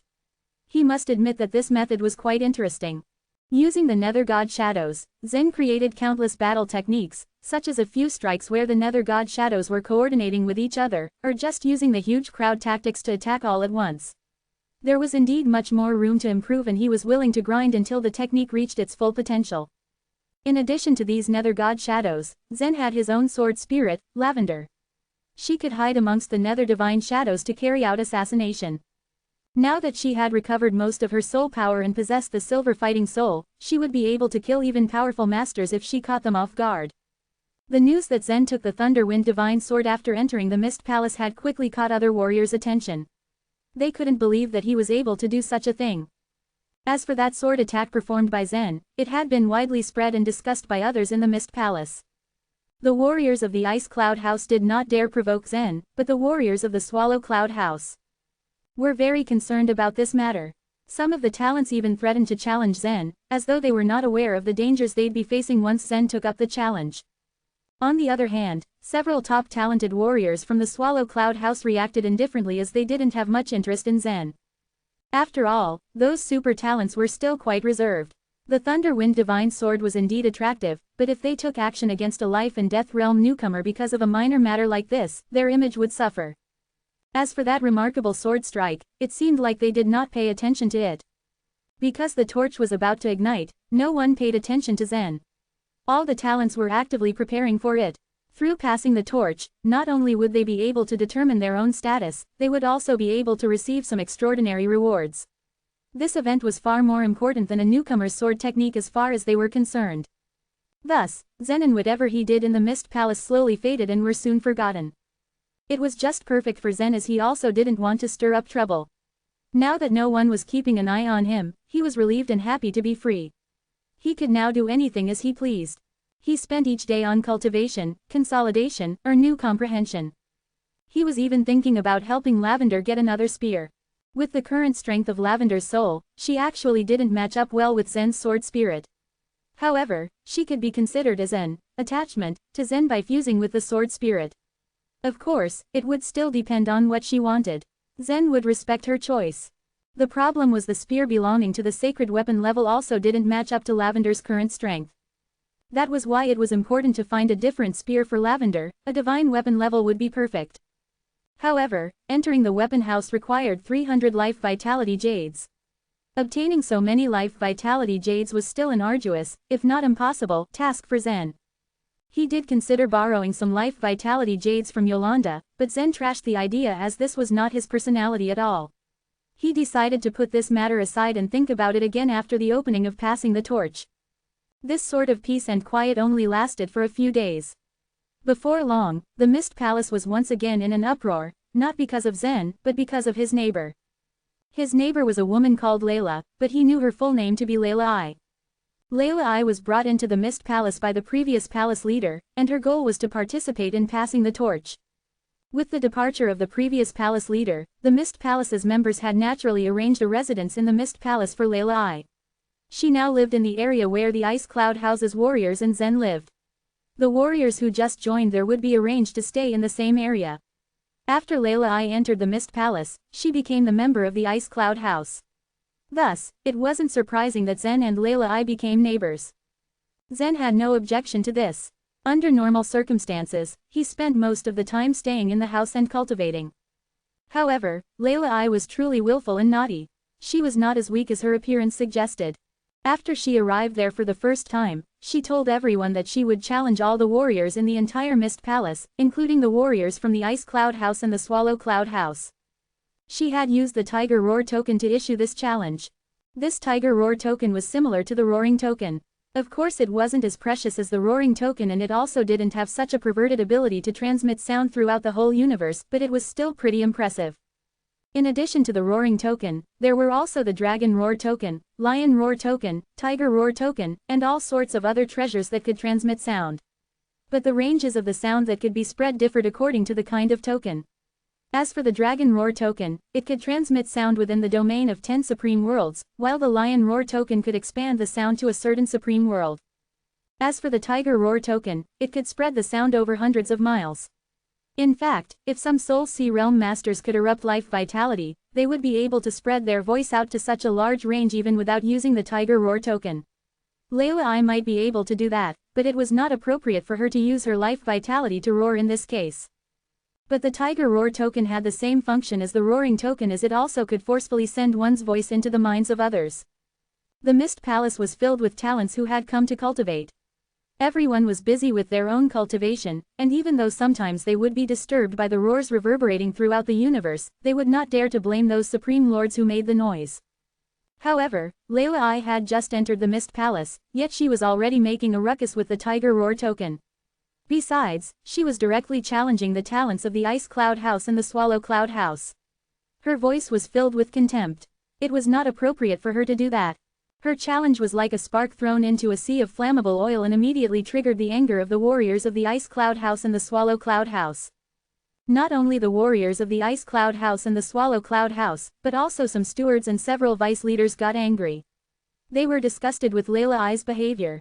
When they heard that Layla I was sent here by the former palace leader, though, none of them said anything. Anyway, the super talents of the Ice Cloud House and the Swallow Cloud House would go and teach this woman a lesson, and she would have no choice but to pay the price for her arrogance. Before the commotion, the place was quiet and peaceful because of Zen and his powerful sword attack. When the warriors from the Ice Cloud House passed by his gate, they would even feel fear, for they knew that Zen was emanating such power from the inside. They could not afford to make a mistake and get on his bad side. Now, due to the disturbance caused by Layla I, the entrance to his residence was once again bustling with noise and excitement. He was so unlucky to be this woman's neighbor. Even worse, their residences faced each other, so they almost shared the same entrance. It was early in the morning, and Zen had spent the entire night cultivating. He didn't appreciate the noise at all. Lavender quietly lit 3 incenses to help Zen concentrate his focus. The faint fragrance could make people feel refreshed and at peace. Suddenly, there was an explosion of noise outside. I, Riker Lu of the Swallow Cloud House, accept your challenge. Immediately after that, there was a burst of cheers. It seemed everybody wanted to see Layla I lose. Come on, Riker, do your best. This woman is too arrogant. We should teach her a lesson. Riker Lu is ranked 79th in the Swallow Cloud House. This woman shouldn't be a match for him. Zen could not help but reveal an amused yet annoyed smile on his face. This kind of disturbance really did not stop whether he liked it or not. In the past few days, there had been 4 or 5 warriors who had come to challenge Layla I. Moreover, they were all from the Swallow Cloud House, including the warriors ranking among the top 400, top 200, and even in the top 100. Among them, Riker Lu was ranked 79th. The previous warriors had all suffered a crushing defeat while fighting Layla I. The more miserable the warriors of the Swallow Cloud House had become, the more they wanted to triumph over Layla I. If the warriors of the Swallow Cloud House did not win in the next round, this challenge would continue until Layla I was successfully defeated. That also meant the commotion would go on for a long time. Zen truly hoped that Riker Lu could defeat Layla I. Otherwise, he would have to suffer through the noise every single day. Lavender faced the door and glanced indifferently before saying, "This Riker Lu isn't a match for Layla." The power of her soul perception was much stronger than Zen's, and he knew better than to question her. Even from such a distance, she could still determine the level of a warrior's strength. Zen helplessly pursed his lips, wishing someone strong enough would come and finally bring peace to his mind and the surrounding area. Chapter 1039, The Red Cloud Ring. As speculated, the waves of life vitality quickly erupted outside his residence. Under the pressure of the intensely hostile atmosphere, the doors and windows of Zen's small palace began to shake continuously, as if a violent storm had begun outside. After a few seconds, a miserable scream was heard from outside the palace. Soon after, Zen heard a sound of wind.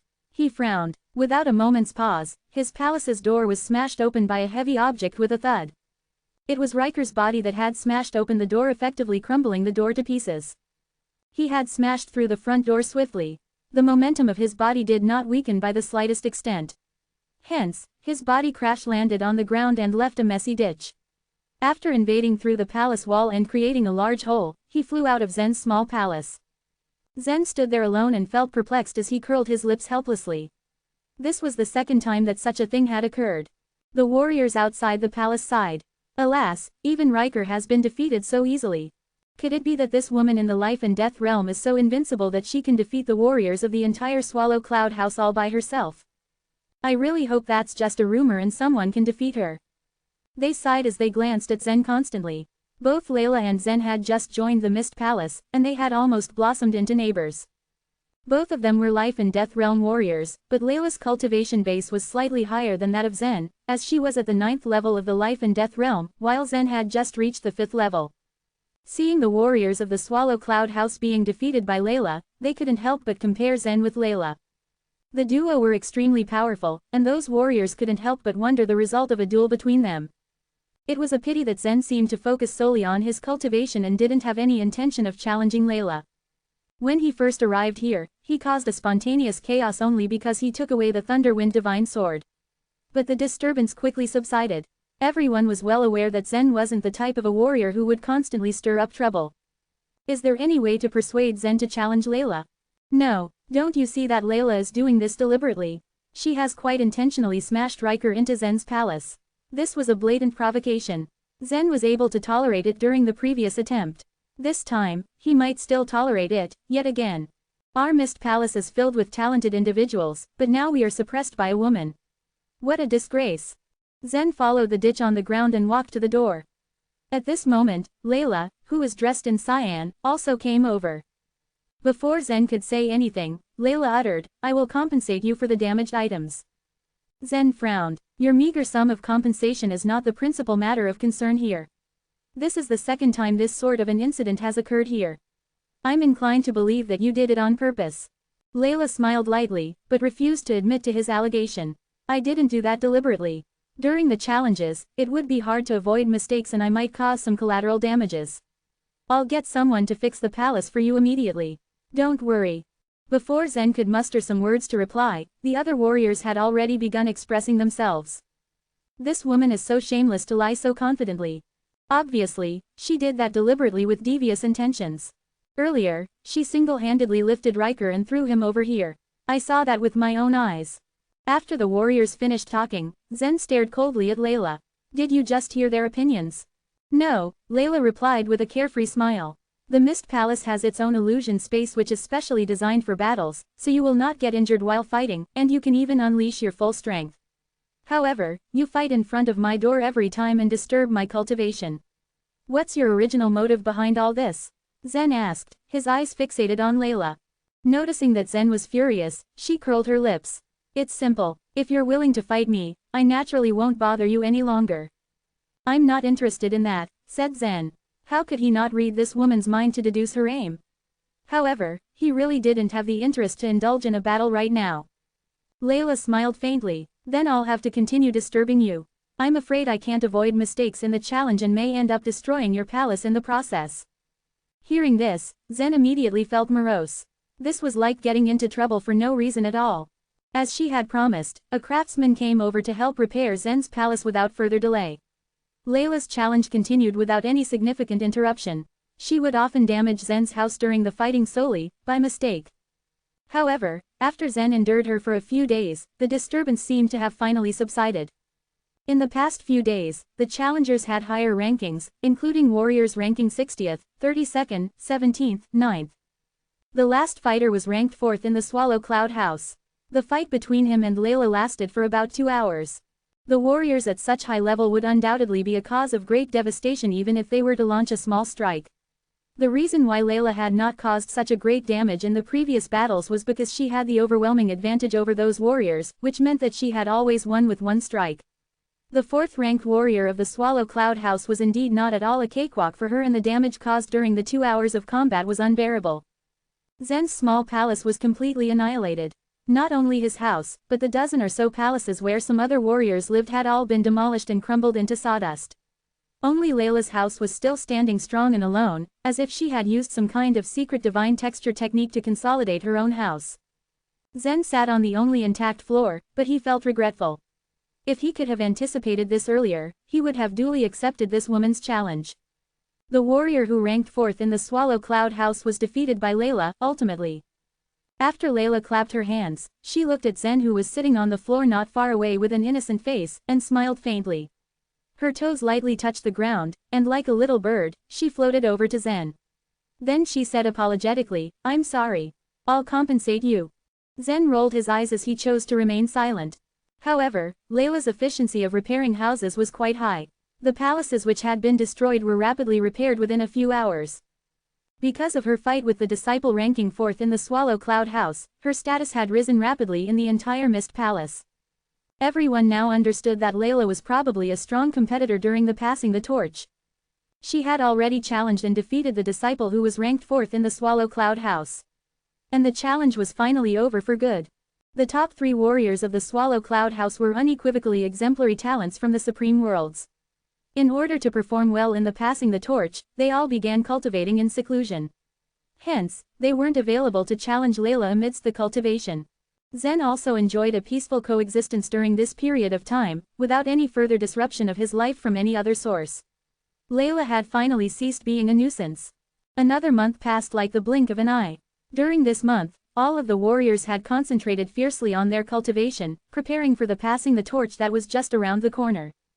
During this month, the Mist Palace too was relatively very peaceful and quiet. But recently, the sky was abruptly lit up by the light of 6 stars, which aided in getting the curiosity level of many warriors skyrocket. Normally, when a phenomenon related to the stars unfolded, some warrior would probably be practicing the cultivation methods related to the stars. As for the cultivation methods related to the stars, they were all extremely powerful and volatile. However, no one was able to wholeheartedly guess exactly who was practicing such a cultivation method at that particular moment. Zen didn't neglect the stellar body either. During the last period of time in the lower world, Zen still attempted to establish communication channels with the stars, hoping to trigger a few more stars eventually. However, it was very difficult for him to activate those stars. Hence, he was determined to make as many attempts as necessary. While he was in the lower world, Zen would have to spend almost an entire night letting his senses separate from his body. Thus, a day would often pass in a blink of an eye. Now that he had ascended to the upper world, the distance between him and the stars was much closer and the time it took to cultivate was even shorter. Thus, whenever night fell, Zen would patiently attempt to establish a communication with any of the many stars that caught his attention. Owing to his perpetual and frequent efforts, the number of stars that had triggered due to Zen's efforts increased to 6. The only transcendent divine might he had was a fragment of a book, but Zen would still work hard to cultivate it. His determination was unmatched. The opponents he had to face in the future would be stronger than all the ones he had to face so far. Elena, the Queen of Punishment of the Demon Knight, was one of his prospective opponents, but her strength was so powerful that he feared facing her in direct combat. Moreover, if he wanted to rescue Yan, he had to face even more enemies who would pose an even dangerous threat to his own very existence.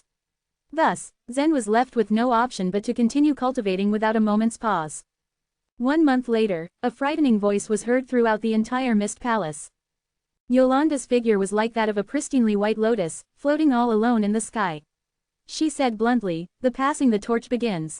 After she had proclaimed the commencement of the event, a few more figures floated out. It was none other than Timothy and the other vice leaders of the Mist Palace. "All the warriors in the Mist Palace who can pass through the red cloud ring, please follow me." Yolanda then gently pointed her finger upwards and a ring appeared in her hand. It immediately spread downwards. That crimson ring was over 100 feet wide and occupied a position above the heads of many warriors. Chapter 1040, The Pursuer. The warriors in the Ice Cloud House and the Swallow Cloud House walked out of their residences and looked at the crimson ring in the sky. Some of them were unusually excited, while some of them were obviously dejected. Only after passing through the red cloud ring would they qualify to follow the palace leader and participate in passing the torch. But not all could pass through the red cloud ring. In fact, the warriors who joined Mist Palace had good knowledge of their own talents. They knew whether or not they would cross through the ring. The excited ones were confident in their skills, while those who stood by gloomily believed that they would never be able to pass through. I have heard that only the warriors who have activated a lotus flower of at least 5 petals qualify to cross the red cloud ring. Not necessarily. In the past, some warriors who had only activated the 3-petal lotus flower passed through as well. However, most of those who crossed over were the ones who had activated a lotus flower of at least 5 petals. When I went through the tribulation last year, the lotus flower that I manifested only had 3 petals. Does that mean there is no hope for me? The warriors looked at the ring and whispered among themselves. At this time, a figure soared into the sky and flew straight toward the red cloud ring. He is Jonah Zahn from Swallow Cloud House. He will no doubt pass through the red cloud ring. Jonah-san flew speedily. In the blink of an eye, he arrived before the red cloud ring. Without hesitation, his body gently swished, flashed, and passed through the red cloud ring. Whoosh! The moment he passed through, the ring released a dazzling scarlet light. What blinding red light! I heard that Jonah-san released a 5-petal lotus flower a few years ago. Judging from the dense red light, he must have activated a 7-petal lotus flower this time. After Jonah-san passed through the ring, he stood behind one of the vice leaders who had brought him into Mist Palace. Jonah-san could be considered the vice leader's direct descendant. The vice leader smiled briefly, pride evident on his face. At the same time, Jonah-san looked haughtily as he stared into a distance below the Mist Palace. After the first warrior passed through the red cloud ring, the second warrior also rose quickly. As this warrior rushed toward the ring and was about to pass through it, the ring suddenly emitted a black light. Soon after, a transparent membrane appeared in the center of the ring, blocking the warrior and preventing him from making his way through. Has he failed to pass? Yes, he is a warrior from Ice Cloud House. His talent is inadequate to pass through the red cloud ring. There are always some warriors in Ice Cloud House who succeed in crossing the ring. The warrior clearly looked disappointed at the failure. Although he found the fact hard to accept and was dejected, he did not dare question the leader of Mist Palace. He could only retreat. More warriors began flying toward the red cloud ring in the sky. Judging from their flying speeds and momentum, it was easy to guess whether or not they could pass through the red cloud ring. The confident ones flew at full speed, not showing any signs of slowing down. They were most likely to pass through the red cloud ring. Of course, a few overconfident warriors, who were not, in fact, so powerful, also rushed toward the ring at full tilt, only to be directly hurtled back by the membrane and end up being laughed at by the others. As for the warriors who slowed down and hesitated, most of them were not able to make their way through the red cloud ring. They were well aware of their own talent and only wanted to give it a try. There were also a few others who thought they would not pass through the red cloud ring but successfully crossed it in the end, making them wild with joy. The corners of Zen's mouth curled up slightly as he looked at the red cloud ring. He was not in a hurry to dash ahead like the others. It would be better to wait until there were fewer warriors left. However, at this moment, he noticed Layla staring at him. It made him frown. The woman gave Zen the impression of being exceedingly conceited. She was also always willing to challenge him. Clearly, she had been waiting for an opportunity to fight him. The problem was that Zen was not too interested in that sort of thing. After experiencing the mental predicament, he had long understood what he should do. What he needed was to achieve his goals step by step, not to try and prove something to others. He had already set aside any such desire. It was obvious that Layla had not passed that stage yet. The more lotus petals you have activated, the stronger your reaction to the lotus flower and the brighter the light of the red cloud ring, said Layla with a smile. How many lotus petals have you manifested? Zen curled his lips and replied, I'm not sure. You don't want to tell me? Layla laughed. Zen shrugged. He was really unwilling to answer her. While the two of them talked, a blue figure flew up into the sky. It was a warrior in blue who was about to give the ring a try. As he flew up, his body emitted a sharp, cold aura. It's Javier Shui. He ranks first in Swallow Cloud House. Javier is a warrior who activated the 9-petal lotus flower into full bloom. It is certain that he will pass through the red cloud ring. I have heard that he is a warrior who ascended from the lower world. He flew into the upper world 6 years ago. The instant Javier Shui passed through the red cloud ring, the ring effused an even hotter light. Streaks of light stayed on the ring for a while, lighting up the faces of the warriors in Mist Palace in red. Already over 100 warriors had passed through the red cloud ring. Javier Shui was the one to release the brightest light. As he passed through, he smirked and strode toward Yolanda. Yolanda smiled faintly. Not bad. It is far from enough, said Javier Shui. I will prove myself before you in passing the torch.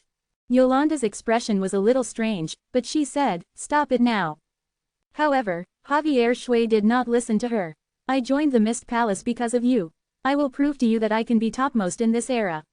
If only you give me 20 years, I would draw level with you and become just as powerful. By then I will be a good match for you. Hearing this, many warriors, including the vice leaders, were stunned. Javier Shui was quite daring to reveal his affection for the leader of Mist Palace before this huge crowd. However, the chasm between their cultivation bases was too large. Javier Shui was only at the Soul Sea realm, while Yolanda was almost at the World Lord level. The time it took warriors to break through was based on their strength. With the exception of the Demon Knight, there were far more male warriors than female ones in other races. Moreover, their strength also exceeded that of female warriors. If Javier Shui was truly interested in Yolanda, then the first thing he needed to consider was his own cultivation. Hearing this, Yolanda pursed her lips. She uttered in a cold voice, "Javier, who you encountered was only a clone produced by the means of my cultivation method. It was just an illusion. Please don't indulge in such a dull daydream." At this reprimand, Javier Shui gritted his teeth and moved to stand behind her. Although he looked disappointed, his eyes still glittered with passion. "What is going on with Javier? Haven't you heard of it?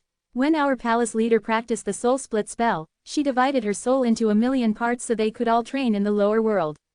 Javier too was a warrior of the lower world. He fell in love with one of her duplicates. He is a strange one. Rumor has it that when he ascended to the upper world, he stayed in a place more than 60 supreme worlds away from our supreme world. It is due to his perseverance and luck that he managed to cross so many supreme worlds and arrive at the Mist Palace. He can be eccentric. No matter where he goes, his talent is impressive enough to be thought highly of by others. As long as he wills it, others have no reason not to keep him at the Mist Palace. He was infatuated with one of the leader's clones. Now that she has gathered all of her duplicates into herself, it's not the same thing." Astonishment was written all over Zen's face as he heard the words. Comprehension dawned on him soon enough. Before flying into the upper world, Javier Shui had encountered Yolanda's duplicate in the lower world. However, who he met was just her clone. Right now, he was trying to prove his talent and strength in order to pursue Yolanda herself. It would never work. Zen shook his head slightly.